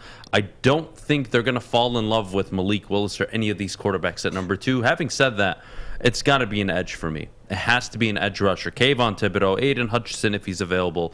Hell, I'd even consider Trayvon Walker at number 2 before I'd even consider the safety, because that is the least, or if not the second least valuable position on the football field on the defensive side of the ball. And with this team, they've been bottom of the league in pass rush for the last 6 to 8 years. I don't see them making a move for Hamilton at 2. I know Vegas has them as the favorites to take Kyle Hamilton, but damn it, Dion, I don't know if I can stomach a safety at 2. Not even because of the Okuda pick. Just in general, nobody takes a safety at 2. That is not a thing, and there's a reason for it. I don't know what I do with myself, man. Yeah, no, I understand where you're coming from. And look, I'm trying to, like, because I see, you see the odds and it just feels like they're going that direction. I don't know if they're going to do it or not, but I'm trying to, like, okay, well, why would this make sense for the Lions? And there's different people have different analytics. I do think it comes down to who the team is and what they value. And, like, you can go to Pro Football Focus. They'll tell you that, okay, that's one of the most valuable positions in today's NFL. They'll say coverage over pass rush. I think the fact is you got to have both. We know you got to have both. And like I said, I'm with you in terms of I want the D-line to be dominant. I want this thing because they're going to rotate. I want it to just throw waves at offensive line because we need the pass rush. We struggled to get the pass rush. Like you said, I think last year we were actually a worse pass rushing team than we were the year before, which is just very hard to say out loud. It's like we were not expecting that after all the moves that we kind of made last offseason. But it does feel like it's kind of trending that direction. Now, with the edge position, it's interesting to me because I feel like Hutchinson's going 1 now. That's what I feel like. We'll see if it happens. I think the Lions, if somehow they could get someone to move up to 1 and take that jag spot and push him out and Hutchinson falls, this could be one of those scenarios where you kind of hear all this stuff about Malik, and then all of a sudden someone moves, takes Jacksonville's spot, Aiden falls to 2, and the Lions take Hutchinson. I could see something like that playing out. But the edge position I got a little pause on because – like safety, I feel like there's some really good safeties that could hit 32, 34. The Lions could pick up that could come in and help us right at 1. I think there's a couple safeties that I would feel very comfortable with at those spots, even maybe back at 66, depending on who falls. But I could argue I feel kind of similar with the edge position because I have just some pause on some of those top guys. Like Hutchinson, but if we're talking about Kayvon, who seems more likely to be there, I like the guy. All the off the field stuff, we'll see how that goes. I don't think he's been like super, like all the political answers, which we'll see how that ends up working for him. But what I do like about Kayvon is he's got a lot of tricks in his bag. We know the explosive get off. It would give the Lions a different element. My little concern that I've been finding with the film is I just feel like as the game kind of goes on, it seems like he starts to kind of run out of gas and be less impactful on games. And then you look at Trayvon Walker, my big concern is just the role that he's played. Now, I know you could expand out of that. Lions are going to go for more 4D linemen, so they could put him at defensive end, and maybe that'll be fine for him. I think he's a little raw there because it's not a role that he's played. We see him lining up inside the tackle all the time at Georgia versus Jermaine Johnson, right, who went from Georgia, had a really good season last year at Florida State. But with Jermaine Johnson, when he was with Georgia, he was still playing at the edge. He was playing outside the tackle. That's not what Trayvon Walker's doing. So it does concern me a little bit in terms of he doesn't feel like he's going to be like elite impact right away, but I can definitely see where you come from with the upside, especially after watching the combine. So I'm not like this guy has to be that pick at 2. I'm trying to figure out who I feel that guy is. And I think if you did go safety at 2 and they waited till 32 or 34 and they wanted to get another pass rusher in there, because to me, I'm good with D-line or edge. I think there's some names that I really like out there still at those spots. Dion, number one, thank you for joining us, by the way. And if you guys haven't already, please go check out Dose of Dion on YouTube. He makes great content. And I want to bring up, you already kind of alluded to it, Malik Willis. And we had our draft analyst, Scott Bischoff, in the room, and he talked to us yesterday about Malik Willis, and he said something that shook me. He said, Malik Willis, out of all the players in this draft, he is the only one, if he hits his upside, that can turn around a franchise as quick as anybody. And I thought that was interesting. Obviously, it's very respected Scott Bischoff. I know you alluded to it already, but what is your take on the Malik Willis train? A lot of Lions fans are getting on board. A lot of people like me and Adam are kind of staying a pat. You need an edge rusher. There's more positions. It's about positional value. Where are you right now on Malik? Can he pick it? Just the quarterbacks in this class, or are you on the kind of train that says, let's wait till next year to get a quarterback? Where are you right now? Yeah, well, just in general with the quarterback position for me, I'm cool with waiting. I think Jared Goff showed us definitely enough in the second half. It's like, we can win with this guy. You keep building around him. If he's successful, great. You go forward with the guy. Like, you don't want to be in a spot where you're chasing quarterbacks because a lot of teams find themselves in that hole and it's hard to get out of it. So I don't want to be in that spot. If this is the guy, great. And I like what Goff did in the second half of the season. But specifically talking about these quarterbacks, when I look at Malik Willis, everybody says it has that crazy high upside. For me, it's kind of a weird thing because I feel like you can almost argue he's a little raw, going back, not playing a ton of quarterback in high school, going into college, transferring from Auburn, saying he was immature at the time. You could almost say he's a little raw. When I watch Malik Willis, I feel like, the guy's got all the talent. Like, if he knows where the ball needs to go, he can put the ball there. He's scary with the ball in his hands as a runner. He gives me Lamar vibes. Not to that level, but he's really strong in the lower body, breaks a lot of tackles. To me, though, if he knows where the ball needs to go, he can make a lot of passes happen that he could kind of separate himself just in that alone. We saw that at the Senior Bowl. Obviously the pro day is what the pro day is. I'm not going to get too far into that. But to me, he can make all the plays. It's just some of kind of where he's at right now. To me, when you watch him, there's a lot of just 1-2 reads for him. It's a lot of, very basic things that they're kind of asking him to do offensively. They're not giving a lot of pre-snap answers. They're just kind of like, all right, here's the ball. If he knows where the ball is, and you can see pre-snap, he's always, looking, trying to figure out, okay, where do I go? But if he knows where the ball needs to go, he can lay it up there. It's just that where the Lions feel about that. I have a little bit of questions about how that would fit. The Lions said they would change their scheme if they had, the right person. You should. But it just, you bring in this Saints coach, right? You bring in another one. I kind of have the feeling that the pass game is going to sort of try to trend sort of that direction. I don't know if Malik's the best fit for that. I don't know if he is. To me, Malik's got all the talent. He would help in the run game. I think he'd do really well in play action, rollouts, layers. But, just the release isn't always as snappy as some of these other guys coming out. Definitely has a little wind up to it. We know he makes some bad decisions, but to me, it's just because he's not making the reads himself, all the reads himself. So I think he's just raw there. But with the other quarterback, throw out a couple names. I would look late Skylar Thompson. I think he's one of the best quarterbacks in this class. I don't know where he's going to go. I think he may go higher than a lot of people think out of Kansas State. Because to me, that guy can run an offense. He showed a lot of improvement last year. I know the numbers don't stick out at you, but I was very impressed with Skylar Thompson. He brings a lot of elements to the game. That's someone I'm looking at for sure. If we wanted to pick up a third to take that Blau spot, something like that, I'm cool with that. I'm not even sure if I think Malik's the best right now, but we know the upside is there. I'm a Sam Howell guy. I like Howell a lot too, but I wouldn't take him at 2. I'm not drafting Sam Howell at 2. Yeah, I think we're on the same page, Dion, in terms of timeline for the Detroit Lions. I still think they're 1 year out for going after that quarterback. And even, let's say, in this alternate universe, they go after Malik Willis at number 2. Okay, well, what have you done? What have you accomplished? I understand they'll be picking at 32, 34, but now you've already committed. This is the franchise guy. We're on the clock. Here we go. And my idea, my evolution for Brad Holmes, for Dan Campbell over the next 2 seasons is they win 3 games year 1. All right, fine. Year 1's typically a write-off. Year 2, I expect 6 to 9 wins this year, given the schedule is so friendly. Year 3, you need to be contending for the division. And the way the timeline adds up with Malik Willis at 2 this year is, by the time you get to season 3, you're going to have a guy making his first NFL start likely the year you want to compete for the division. And I don't think they have a roster like San Francisco, like Kansas City when they went up and traded for their quarterbacks, like even Aaron Rodgers when he fell all the way back to Green Bay, when Lamar Jackson fell to a playoff team in Baltimore. There's such different situations that I don't see that timeline fitting. What I see is Jared Goff starts this year.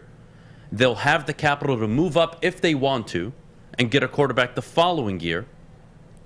And then they're going to have that 1 year window where they sit him. They'll have a much better football team going into that 3rd year.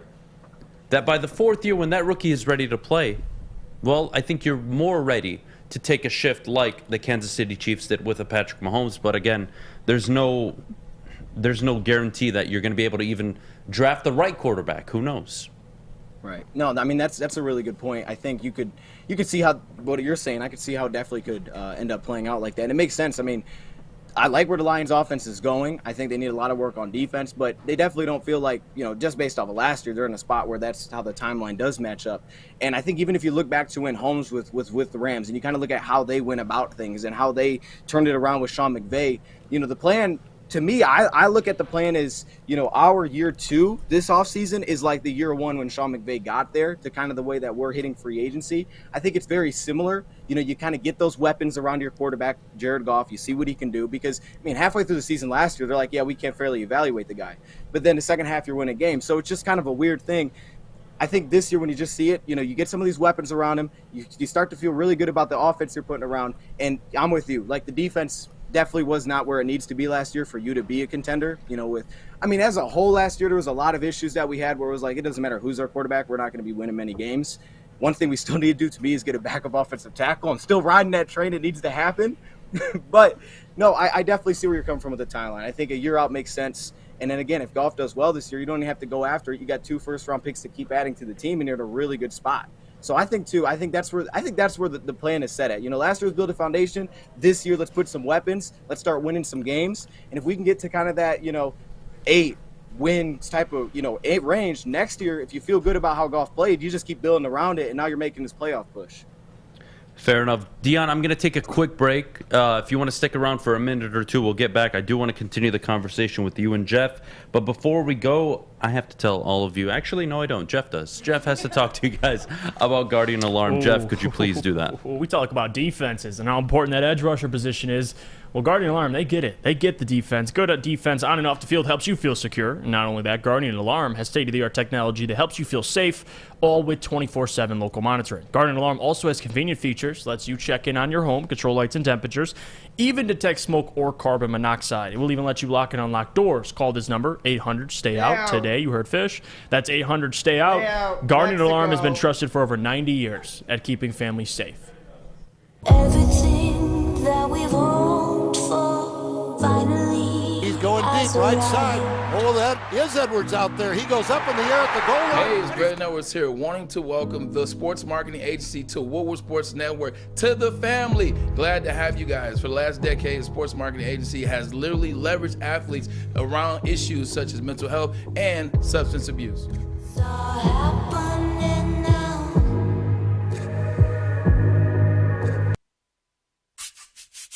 You don't have to go to the beach, man. You don't have to get your butt crack full of sand. You just need a little chili peppers, man, to get that glowing beach chili peppers tan. Woo! With 26 locations in the Metro Detroit area and more coming, Chili Peppers Tanning is where you'll find the cleanest salons in the D.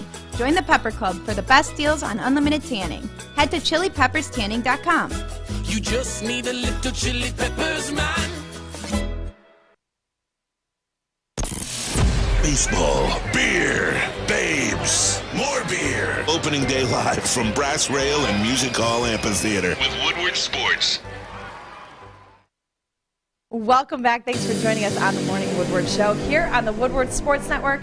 Also featured on The Roar on 99.1, 93.5, and 94.7 HD2. We've got a special guest with us this morning. Dose of Dion is on, and we're going to continue this football talk, guys. Well, Dion, now that we kind of covered the number 2 pick, we have to kind of slide to that 32, 34, and 66. And we talk about kind of the needs, and ideally, we did some mock drafts. I went safety at 32, linebacker, and wide receiver. Rank your needs in order, all right, at 32, 34, and 66. Where do you see the Lions going? Ooh, man, that's interesting. That's interesting. Yeah, I like where you went there. I think safety is still going to be one of their higher needs no matter what they do with the 2 pick.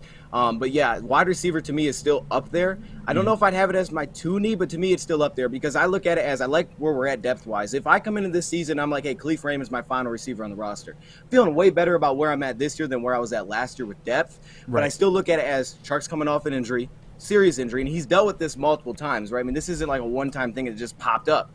So as high hopes as I have, if he can be on the field, still a little concerning with the injury. If he's hurt, we're right back to kind of where we were for the second half of the season. Not saying he can't win with that, but it's kind of in a similar spot. I think they're leaving a roster spot open. Randall L said it. Like, Randall L's like, look, we want to draft 2 receivers and sign 1. So it kind of tells you how he felt about the room, even saying he wanted to bring back Josh and Khalif. Right. So to me, I still want to get a top guy in there to compete for that.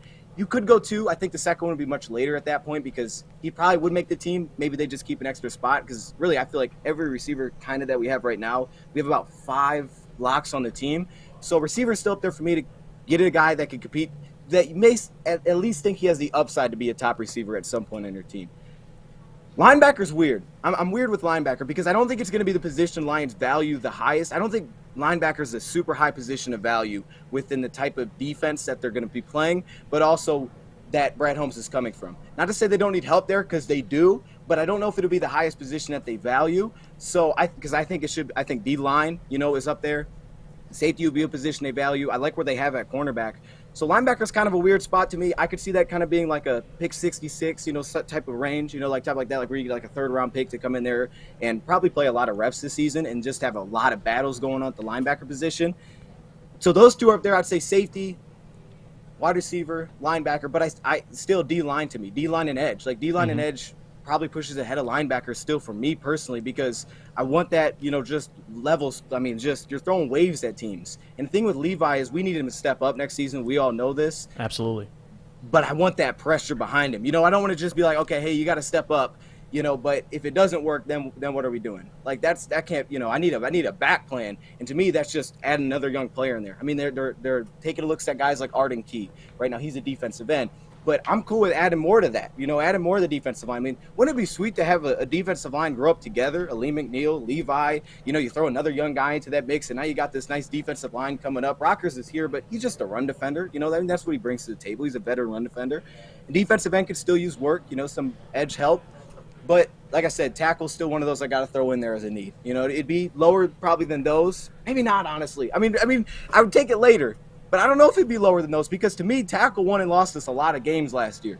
I mean, to me, the first half of the season, a lot of it was struggles in pass pro. Edmund Brown's back, feel good about it. Decker, Sewell, love it. But having a backup tackle to at least push Matt Nelson next season is, I think, necessary because I think that hurt us so big. I mean, the numbers just show it. I mean, our pressure rate just doubled when we had Matt Nelson in the game. And we weren't throwing the ball on 3rd down. And that was driving Lions fans crazy. It was like 3rd and 10, we're running the ball. That's not good. But you bring in Josh Reynolds, first game, 3rd and 10, you take a shot, he scores a touchdown. So backup tackle's still in there for a need, but it'd be up there, but I wouldn't take it as high as, say, wide receiver or linebacker or even defensive line. Yeah, Dion, linebacker is very interesting this year, given what the Lions are going to want to do with it. But I want to ask you a question, and it relates to the value you hold the number 2 overall pick with. I know you mentioned earlier that you could see them taking Kyle Hamilton at number 2. Fair. I'll let that go. That's fine. The question I have for you, Dion, is if I gave you a choice, all right? I told you could trade the number 2 pick right now for any player in the league. Am I fair or am I wrong to say your first 10 selections, 10 selections would likely be young franchise quarterbacks? Oh man, I've never heard that question before. No, I mean that's what you go for, right? If I told you could get Justin Herbert or one of these young guys, a Joe Burrow, you would do it, wouldn't you? You'd be crazy not to. I think. And if I told you would trade, guy. Absolutely. And if I told you could trade that number 2 pick for any young premier edge rusher right now, Chase Young, T.J. Watt, whoever it may be, no injury concerns, none of that, just at face value, wouldn't you trade that number 2 pick for that player? I don't know about Chase Young, but definitely like a T.J. Watt. Yeah, I'm talking that level of production. Sure. We're talking one of the premier edge rushers, right? Because that's what you value. Absolutely. Would you trade that pick? Would you trade that pick for Jesse Bates, Minkah Fitzpatrick? For Isaiah you just saying like one of them? Yeah, would you trade for any safety in the league right now? You see where I'm going with this? I get what you're and I agree with you, man. Like, to me, it's just like who's there, and I'm looking at the 2 pick. I'm like, I just want to throw position out the board for a second, just be like, who do I feel like is the best player regardless? Is it a tackle? Like, who is this guy? And I think Kayvon and Kyle are 1 and 2 up there in terms of raw talent ceiling. Would you put Kayvon above Kyle in terms of not position value, but just at their own position? At their own position, well, what does that mean? Own position, in terms meaning of prospect. You look at him. Yeah, like coming in this draft, okay, Kayvon where he is in his position, versus where Kyle is at the safety position. Kyle is head and shoulders, I could argue, above the other safeties in terms of raw talent. The issue with Kyle Hamilton is he does come with injury history. He does come into a position where it's not the most valuable position, unfortunately, in today's NFL. Corners and safeties are at such a disadvantage most of the time, given the rules are all in favor against them. So that's the challenging part. I would say Kyle Hamilton is probably the better prospect at his position, but when we look at Kayvon Thibodeau, I mean, he has all the tools. He has the speed off the line of scrimmage. He has multiple ways of getting to the quarterback. It's the questioning of motor, man. That is one of the most unsolvable questions you can answer with any draft prospect, is how bad do you want it? And Kayvon Thibodeau seems like a guy that is about him more than anything else. That could be a problem. Yeah, absolutely. I mean, I heard a scout say that to me, 90% of players in the league is all about up here. It's above the shoulders how it works out in National Football League.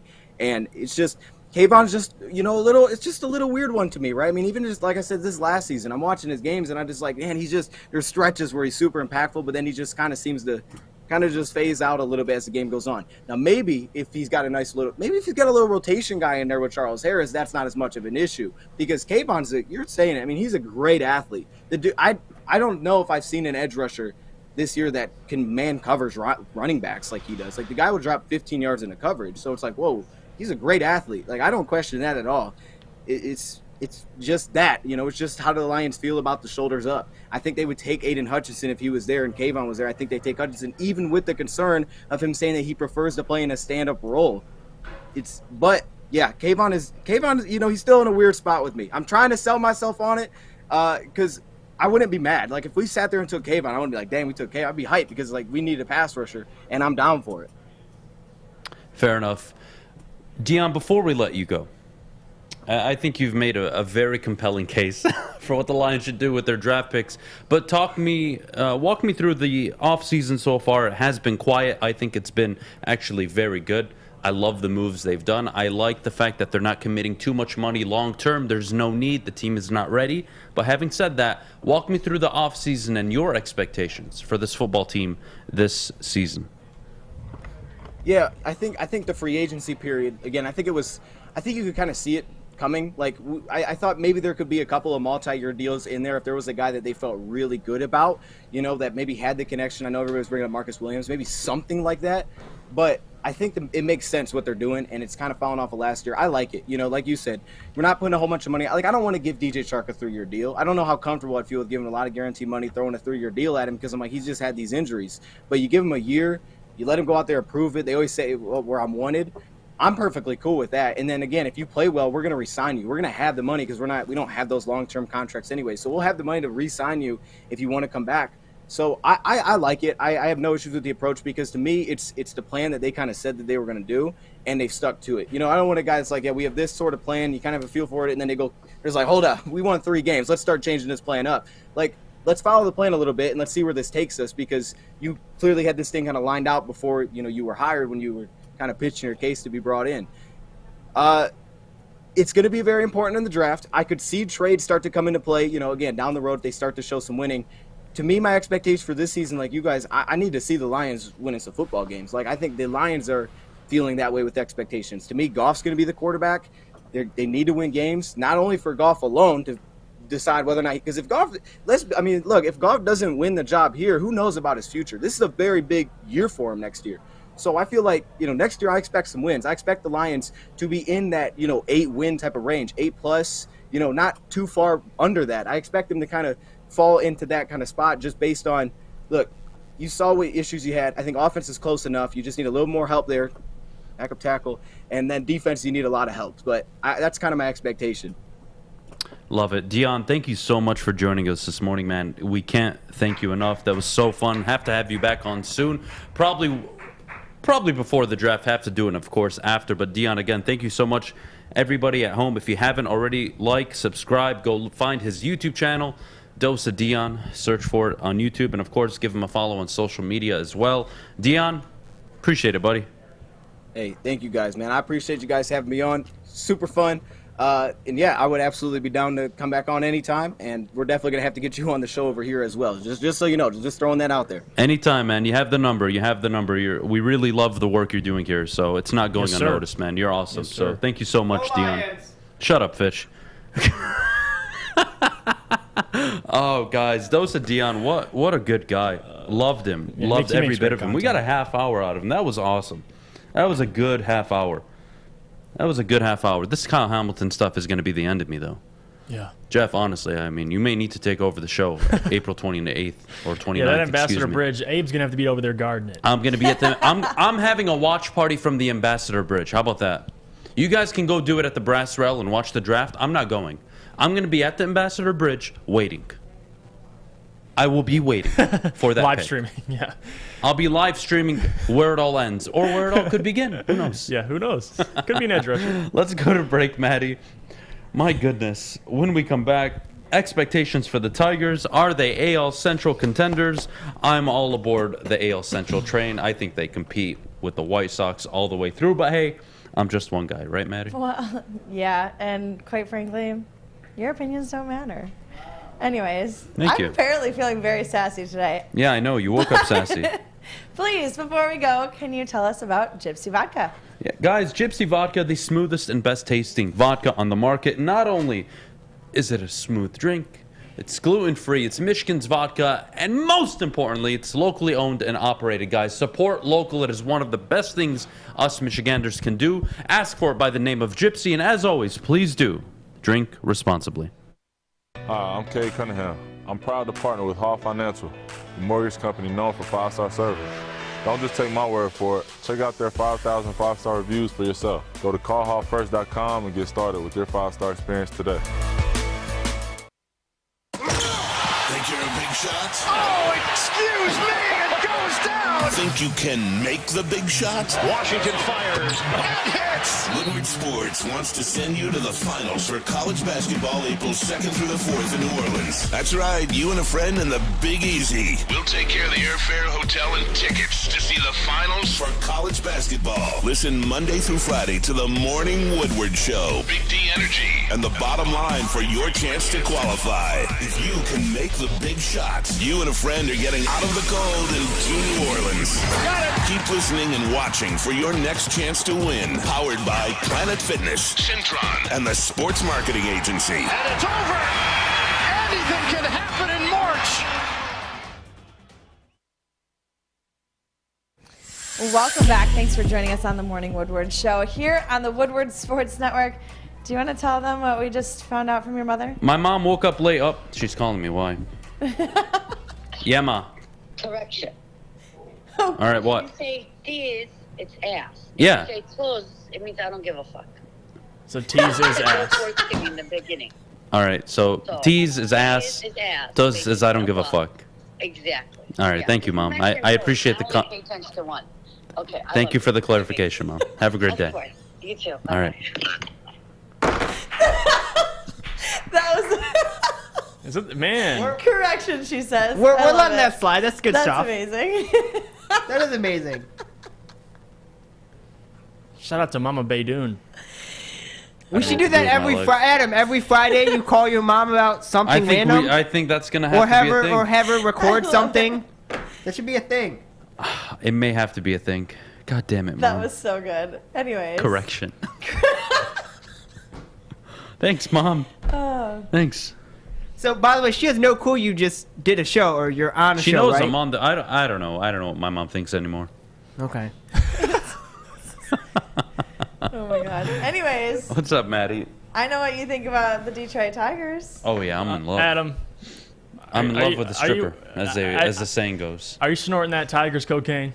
I'm all over the Tigers cocaine. Can I say something real quickly? And I get it. It's no longer I'm drinking excited. the Kool-Aid. I'm excited for the Tigers. I am. But I don't think they at least I don't think they can at least atop the White Sox this year. And let me just explain a couple things. Like in the Tigers this offseason, yes, 2-year deal for 2-year deal for Baez, 2-year deal for Erod. But the problem I have is 2 years for Baez is your biggest splash. And the fact is, if Baez actually comes out and has an impressive batting average, he's gonna leave. He's gonna opt out and get a bigger deal. That's just the reality. That's business, right? So with the Tigers, Adam, I want to ask you this. What have they done, okay, in this offseason to make you think, all right, they're at least going to be better or at least contend with the White Sox? Because Baez on a 2-year deal and Erod, my God, man. I'm excited for the young guys. Look, I'm excited for the young guys. I am. The young guys, that goes without saying. Yeah. I think this pitching staff has gotten better. They've made some good moves. More than anything, the biggest reason why I believe this team contends for the Central is they have the best manager in baseball. But you're not wrong on that. AJ Hinch is the best manager in baseball. I truly believe that, and it's not even close. And I think this team is a 90-win team, possibly this year. 90-72, 88-74, possibly 86-76. Who knows? I think they're going to contend. Now, if the White Sox win 100 games this year, which I don't think is going to happen, look, can't do much about that. But I truly believe it. The Detroit Tigers are going to be able to contend for the Central. They have the best manager. I think they're going to play some of the best baseball in the Central this year. The Twins, scratching my head about the Correa deal. The White Sox, yes, are the most complete team. Sure. They will likely win the Central. You can have that opinion. Fair. I'm willing to have that conversation if we want to have it. But besides them. But I'm on the Tigers. The Tigers, yeah, I mean. And we're talking about a team that last year was projected to win 68, 70 games if they were lucky. They were expected to lose 100 games. Yeah. They didn't. They're much better now. And AJ Hinch as a manager, I think, is only going to continuously improve this baseball team. Pitching will be better. Hitting will be better. Torkelson in the heart of the lineup. Riley Green in the lineup. You're not going to have to wait 40, 50 games. They start right away now because of the new CBA deal. Yes, thank you. And if you guys want to call this snorting the cocaine for the Tigers, I'm all over it. Give me a whole bowl. I'm all in on the Detroit Tigers. I really mean it. I think they're going to play some of the best fluid, fundamental baseball that you'll see. I think they'll be more fundamentally sound this year than possibly the White Sox. The White Sox have more talent. Right. They're a loaded roster. Fine. I think the Tigers are going to be able to win games that they probably shouldn't because of their fundamentals, because of their manager. Give me the Detroit Tigers as division contenders, man. I really think they're going to do it. Excuse me. I really think they're going to do it this year. And if it's not this year, they're going to be a close second place. Yeah. And they are going to be the favorites going into the following season. And I'll take that. I'll buy stock in that. I got no problem with that. I can guarantee you. I can hop on that train for sure. I mean, well, you guys can hop on train. I'm doing coke over here. The Guardians 80 and 82 last season. I get the Tigers this offseason. I mean, probably more disappointing than a lot of people expected. I mean, really, it's Chris Ilitch, guys. I mean, what do you expect? But the big deal is it is the Tigers. Everyone's excited. 77 and 85 last year. Obviously, they overachieved. And you're hoping, basing off that, you were just under 500 last year. Ideally, you'd expect this year, obviously, to jump. The White Sox won the AL Central with 93 wins. Now, who knows what they're going to be this year? But I just think, like you said, you already alluded to it, they're more of a complete team, coming off a 93-win season. Maybe we don't win the AL Central, but I like where you're going with it. I think second place is definitely ideal. I mean, they should be, at least, if the pitching can improve, you're getting these young guys at least playing right away. I'm excited to see Torkelson at least start on first base, so it's going to be cool. It's going to be exciting. But number one in the AL Central. I think if they do that, I'll give you your flowers. I think you deserve them at that point because you've been early. I don't need You've flowers. been saying this. Give me coke. You've been. I've been saying it since the Tigers finished last season. You have. You've been consistent. Because I knew they were going to go out for and get a big signing. I think we all thought it was going to be Correa. Yeah. I'm very happy with Baez. Yeah. Very friendly contract. Very good signing. Best manager in baseball. They've added more players. Rodriguez. I am all aboard. Not the train, but the cocaine. I'm going to apply cocaine to everything in my life now. And I'm not sure if that's a good thing or a bad thing, Maddy. Yeah, who knows? Do I need therapy? No. All right, so I'm good the way I am. Thank God. Because if you need I therapy, figured then one of need these days I'm something. going to need to check myself in. I swear, some of the stuff I say, I go back and watch the shows. I'm like, oh, wow. No. It's interesting. It's like, Never. Oh, I said that? I don't remember saying that. Okay. Fish, how good have I done today, by the way, with swearing? Yesterday it was 45 minutes into the show until I swore the first time. And then I went on a rampage. 52. How am I doing today? I think I've sworn 3 times today? More than that. All right, give me the number. Let's see. 1, 2, 3, 4. Well, kind of. I want legitimate words that have to be cropped out. 5? 4. 4? Yes. 4 times in a 2-hour show. I'm doing great today. Yeah, but 3 minutes in. I haven't told anybody to shut the F up. No, but 3 minutes in, you S-word about Michigan. Yeah, well, they deserved it. Well, they I went deserve and it, bought but a green phone. You did. Just to show my disdain for Michigan basketball. Is that actually why you bought the phone? Swear to God. Well, my phone was broken, and when I chose the case color or the phone color on the back, I was like, you know what, green? Green is the way I'm going. Why? Because I have beef with Michigan basketball right now. Huh. And their fans. You're so petty. Can I say something? I'm a very petty human. You're so petty. If they draft Kyle Hamilton, I swear, I don't know. I'm not ready for that moment. I find it super funny that people buy colored phone cases and then they not colored phones and then put a case over it. Yeah, not a clear case. I mean, like I'm so I got a like clear this. case. Yeah, yours is ugly and stupid. It was blue. I had to cover it. Why would you get a blue phone? I didn't get it for myself. Who was it for? I'm fine if people Well, it's getting for colored. me, but I was just given the phone and I said thank you. I'm fine if people getting colored cases, but they try to, I got a blue face. Can I see your blue phone? No, because it's got a case on it, idiot. All right, doesn't fair make enough. sense. Fair enough. Let's take a quick break. When we get back, we got to talk about the upcoming weekend. We've got some special news surrounding Darren McCarty and the 25th anniversary of the fight night in the Joe. We'll get to that after the break, but before we do, guys, let me tell you about MyBookie. MyBookie is the premier sportsbook outlet that you need to be betting on. The Sweet 16 matchups finish tonight. Don't miss out on betting them. Sign up today using code Woodward, and when you do, they'll match your first deposit. Bet from anywhere, anytime, using MyBookie. And if you have a gambling problem, call 1-800-270-7117.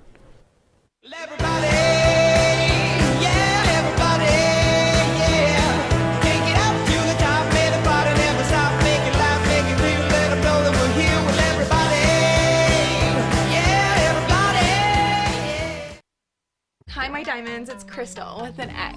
You want to get hot and perfect like me? Here's my super easy routine. Drink at least a gallon of water before you wake up.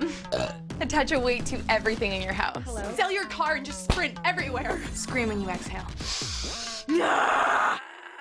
Don't follow Crystal with an X. Do your own thing at Planet Fitness with tons of equipment and free fitness training in our clean and spacious clubs. Join now for just $10 a month and cancel anytime.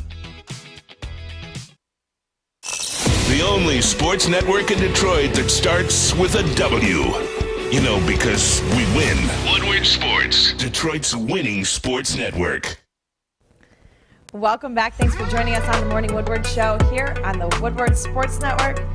We got to talk about some weekend plans, y'all. All right. Well, Alex, do you have the Darren McCarty video ready? No one hooked Alex up with it. Poor Check Alex. your email. It's okay. All right, it is. No, We love it's you. fine. So, guys, Darren McCarty, obviously, turtle punching. We all know what's going on, but there's some big stuff happening today. Darren McCarty and Claude Lemieux are going to be sitting down for a one-on-one interview for the first time since that infamous night. We all know how that's going to go down. And tomorrow from 5 to 8, we will be streaming the live reaction of Darren McCarty and Claude Lemieux side by side, sitting down, rewatching that infamous game. That's going to be great. Here's the trailer and the tease for what's to come. Here you go, guys. And yes, I've had the day, March 26th, on the calendar since May, when Chris Draper got hit from behind. Oh, by the way, what happened? He broke his orbital bone, broke his jaw in 4 places, had his face wired shut. So when I got him out of the hospital 10 months earlier, I told him, this is the only time it was ever said. I looked at him in the car and I said, I'll take care of it. And that was it. Cracked, boom, broke his grip, and right here, boom, that's the cold cock. So right here, I'm trying to take my fist and put it through his skull and rip his heart out because I can't get a shot at him. You see him right there? He's got to be woozy because I smashed his head against the boards. He got what he deserved.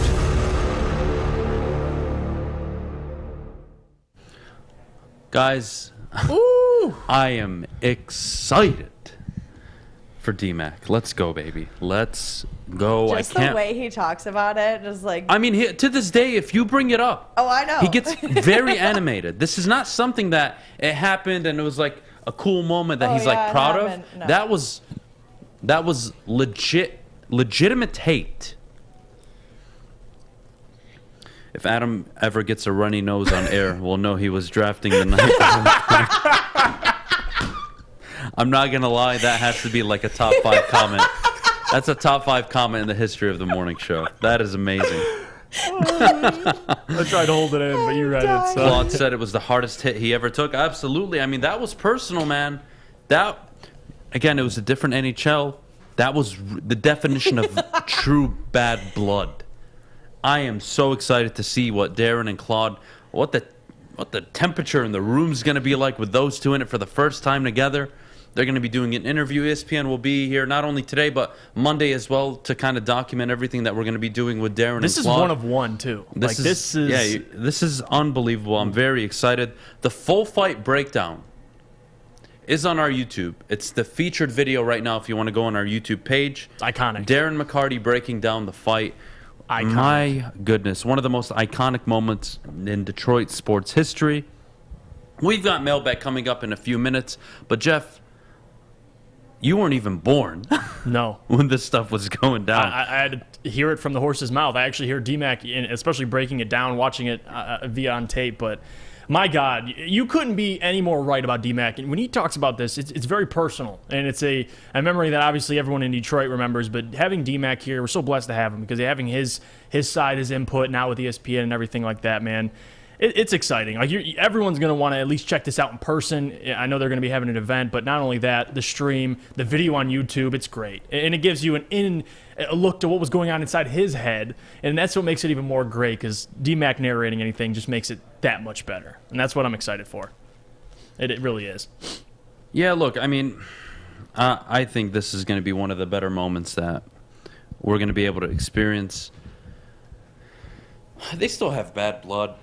This is going to be This is going to be the first time they ever sit down together. It's crazy. And go over that game. I mean, it's not like they're just sitting down having a conversation and an interview. No.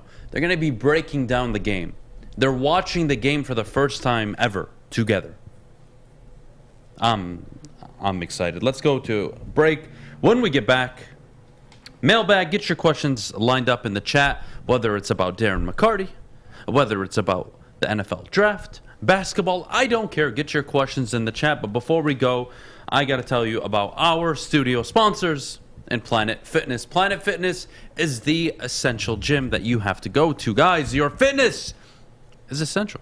$0 down, $10 a month to get started. It's affordable, and it is a must if you want to take care of your mental and physical health. I cannot stress that aspect enough. Guys, Planet Fitness, a judgment-free zone, a judgment-free studio here at the Woodward Sports Network. Check them out.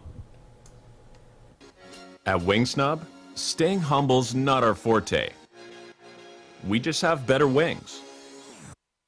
We're back at it again with our crispy golden brown fries and our famous boneless wings. Juicy, tender, hormone-free chicken. Your favorite signature sauces with no bone. Just when you thought Wing Snob couldn't get any better. Order online at wingsnob.com today. Wing Snob. We just have better wings. Fellas, let's be honest. We like things to be easy. We like simple stuff, like sports 7 days a week. We like things uncomplicated, like Lady Jane's Haircuts for Men. Open 10 to 8, 7 days a week. Walk in anytime. Sign in, sit down, watch your favorite team play. And before you know it, your hair will be game ready. Open 10 to 8, 7 days a week. Walk in anytime. Lady Jane's Haircuts for Men. It's wicked awesome. Mornings in Detroit just got bigger. Starting April 4th, Terry Foster joins the Morning Woodward Show. That's right, the Motor City icon is now going to be on Woodward Sports every morning. So make sure you're waking up 8 a.m. to 10 a.m. daily to hear the Detroit legend along with Adham right here on Woodward Sports. I don't have a whole lot of weekend plans, but one thing that I know that I'm going to do is go tanning at Chili Peppers Tanning. That's where you'll find the cleanest salons in the D with spotless sanitized rooms and trained certified tanning professionals. Make sure to join the Pepper Club for all the best deals. They'll even beat your competitors by $5. Don't forget to pick up Australian Gold, Designer Skin, Caltan, and Swedish Beauty lotions. Chili Peppers Tanning, that's where you'll find the hottest bulbs, the hottest deals, and the darkest tans. Stop it. Oh my gosh. Welcome back, everybody, to It's the a show. Friday. You can Happy feel Friday. Oh, you can definitely Fetish feel it, all Friday. right. Detroit versus everybody. Adam, admit Malik Willis is your new favorite quarterback. No, he's not. He's not. I actually don't agree with the pick. I'd be on board with it in terms of supporting it because I do trust Brad Holmes. I think they're a year early, and everything Brad Holmes has done hasn't shown me or hinted me towards the direction that, yeah, we're probably going to go after our guy. I don't think that is their plan. I think their plan is to see what they have in Jared Goff with a much better roster that they'll have this year after the draft. And if he doesn't perform, they're going to go all in. And even if he does perform, if they aren't sure that they want to pay him too long or they're not able to get a very team-friendly contract put together, they'll go after their guys, sit him a year with Goff starting, and then they'll make the transition. That's the timeline that I see playing out. Adam, with Terry bringing story time, is Terry bringing story time with him on the morning we have show? to do, like, every Friday. Yeah, there will be story time with Terry Have to. Foster, Good. guys. Don't worry. That will be a thing. With Absolutely. Terry, we're going to... You guys have to be very respectful and mindful of Terry when we start. This is Terry Foster's first, like, full-time... Really, his first full-time gig since obviously his medical situation. So, you know, I'm excited. Jeff's excited. We're gonna do our best. Our best to transition it the best way we can. Have him on as full-time as he can be to start. And once he's feeling like Terry Foster, well, you guys aren't gonna get enough of him. I promise you that. 100%. All right, let's get into some questions. What about this question? This is I want your answer to this. From James Lightbody, Jeff, something no one is talking about. If the Lions drafted an offensive lineman Number with the two number overall? 2 pick, I've seen a few mock drafts Who of the said Lions that? going that route. James Lightbody. He said he James saw what? a few mock drafts. Where's James? I want to see his profile. He's He was our winner yesterday. he was one of the first questions. Oh, James was one of the winners yesterday? Yes. Well, that's unfortunate because Offensive line at 2. That's for James. I'm sorry. That would be That's for James. No. You can't draft a strength to the best strength on your team. I mean, that's... we're not taking a lineman at 2. Please, God, no. So, no, to answer your question, James. Why? It's like the least... kill me, God. Spencer, does One beef... of these days, I'm dying on the show. Spencer asks, I'll kill you. does beef stew start next Allegedly. year? for the Pistons. Does Beef Stew start next year for the Pistons? That's no, he's going to be a role player. Yeah, that's the reality of it. Unless they trade Jeremy Grant, it could open up a spot. He could play the 5. You could get Chet at the 4. Jabari, depends who you get. I mean, you can make it work with Isaiah starting, but I don't think he's 32, 34 minutes a game next year. Yeah. All right. Adam, what if the cocaine is Hamilton? It's not. Then it's the wrong cocaine. That's not the cocaine I want. I want the high-graded shit. I'm looking to get a buzz like no other. That's not Kyle Hamilton. Give me the coke that sends me into the next dimension. I want to go to the Matrix. I can't go to the Matrix with Kyle Hamilton. Sorry, guys. I need better coke than that. Don't have to do story time with Terry. If you want to do his stories, y'all can just drop small videos on the channel. That is also a very good idea. Funky, appreciate that. I had a trade back scenario where I picked Trayvon Walker. Smitty, I think we're all on board with the idea of trading back, but realistically, who's the GM that's going to be offering that trade to the Detroit Lions? I don't see it. Question. Kyle Hamilton at number 2, Decker's replacement at 32. How are you feeling, Adam? Ooh. I'm feeling like I've never been closer. I've never been closer to, like, jumping off the edge. I swear. Yeah, that would be. That one's tough to swallow. That would be insane. I wouldn't be able to comprehend it. If there's even a slight chance that Brad Holmes, and I'm sure there is, obviously he's one of the favorites on FanDuel, but if they take Kyle Hamilton, why would you take an offensive tackle? If we're going to take Kyle Hamilton at number 2, can we at least draft the punter at 32, and then I would accept it? You get me Kyle Hamilton at 2 and the punter out of San Diego State at 32, we're in business. It'll even it out. We're in business. Yeah. How much of Willis/Hamilton hype is made by the press? Because, excuse me, there's no clear-cut top 10 picks after Hutch. Look, to be honest with you, is Hutch even the consensus for everybody? I don't think so. Everybody's up in the air about this draft class, but I'm a big fan of Trayvon Walker, man. A guy that can drop back into coverage, get to the quarterback, has all the physical tools, the speed. It's definitely going to be interesting. It's definitely going to be interesting. Benji says he jumped with me. Thank you so much. I'm glad I don't have to die alone. Warzone Snipe says Malik Willis, Jaquan Brisker, George Pickens. What do you think? First 3 picks? Yeah. I don't mind. I'm not going to be. It's not awful. Yeah. That's not awful. Luke like G. What up, baby? Adam, who are your number 1 rated defensive end, tackle, linebacker, and safety? My number 1 edge is Hutchinson. Yes. My number 1 rated D tackle, I think it's for everybody the same, Jordan Davis. My number 1 linebacker is Leo Chenal. My number 1 safety, Kyle Hamilton. It is Kyle Hamilton, but for me, who's on my board, because I don't believe Hamilton will be on the board at 32. Right, for the Lions. So I'm just going to try to go off of my board, right? Yeah. And my board, it would be Jaquan. He's so similar to Tracy Walker. Yeah, I mean, the obvious answer is Kyle Hamilton, but second to him, it's a toss-up between Brisker and Sign. Okay. Hell, even, honestly, JT Woods from Baylor could be a nice pick in the 3rd, 4th round. What other questions do we have here? How soon should the Lions realistically take Jelani Woods? His pro day was insane. Yeah, he scored pretty high.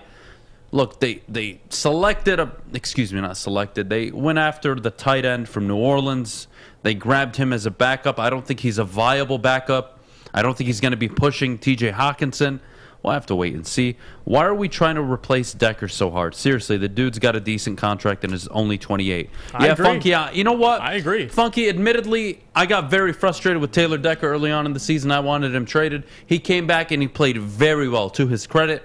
There's no reason to get rid of him right now. I'm not sure why people are considering him. You have a left tackle on a good contract, even though I think Panay should be playing left tackle. That's a whole different conversation. Yeah, Funky Chenal is my linebacker 1. Chenal is my linebacker 1, even over Devin Lloyd and Nakobe Dean. Because I think realistically I can go after him. I can get a Chenal. Devin Lloyd, I would love him. I can't get him. Nakobe Dean, I wouldn't take him, even at 32. I would take Leo Chenal over Nakobe Dean. You can bookmark me for that. The only linebacker that I would consider is Devin Lloyd, but he's not going to be available, guys. Right. You have to remember that. I'll probably still go Nakobe, but I respect it. I would take Leo Chenal over Nakobe Dean any day of the week. And what else we got? That would be my selection. Let's see. What do you think about the safety out of Illinois in the 3rd round? Honestly, again, this is the problem with the safety position. You can find one at the end of the 1st, early 2nd, 3rd, 4th round. Frustrating. Really frustrating. I feel like Leo Chanel is the kind of guy I could just like do some cocaine with and have a nice conversation with. Honestly, that's the kind of guy I want on my football team. Adam, you said LeBron, hell no for MVP. It's CP3 for you, just hypothetical. CP3 and LeBron switch positions. Suns are undisputed favorites. Yeah, because the Suns have a very good basketball team, and CP3 and LeBron would assume the same position almost. Yeah. They are the passing first guys on the team. They are the leaders of the team. But LeBron's a bitch, man, so take that shit out of here. And the reality of that is he's not on the Suns. So that's how you answer the question. He's not on the Suns. But if he was, this is for LeBron James. If he was, it'd be different. You know, it's struggling. It's almost there. Here, that's for the LeBron James crowd. Nobody likes him. Just retire. I don't care. You think I care if people like me? To everybody that doesn't like me, congratulations. You've joined the list. You've joined a very special list. I don't care. Oh, they don't like you. So LeBron doesn't give a shit if you like him either. I don't care. I don't need him to give a shit. This is what I think of LeBron James. Jesus Christ. I hope Russell Westbrook appears in your dreams this weekend. Russell Westbrook is the scum of the earth. No, you know what? For his lack Russell of self-awareness. Westbrook and Jim Caldwell. I hope they're in your dreams tonight. I don't care. You're welcome. You're The such a players horrible human. love him. We got to go. I hate all of you. Have a great weekend to each and every one of you. Make sure you're checking out the live stream tomorrow. Darren McCarty, 5 p.m. sharp. It's going to be a great time. Watch Big D Energy. They'll be hyping it up today, 11:01. And, of course, check out the bottom line, 2 to 4. I love you all, whether you're bisexual, homosexual, straight. Doesn't matter. You do cocaine. You don't do cocaine. Have a great weekend. I'm going to be doing a ton. Get the hell out of here.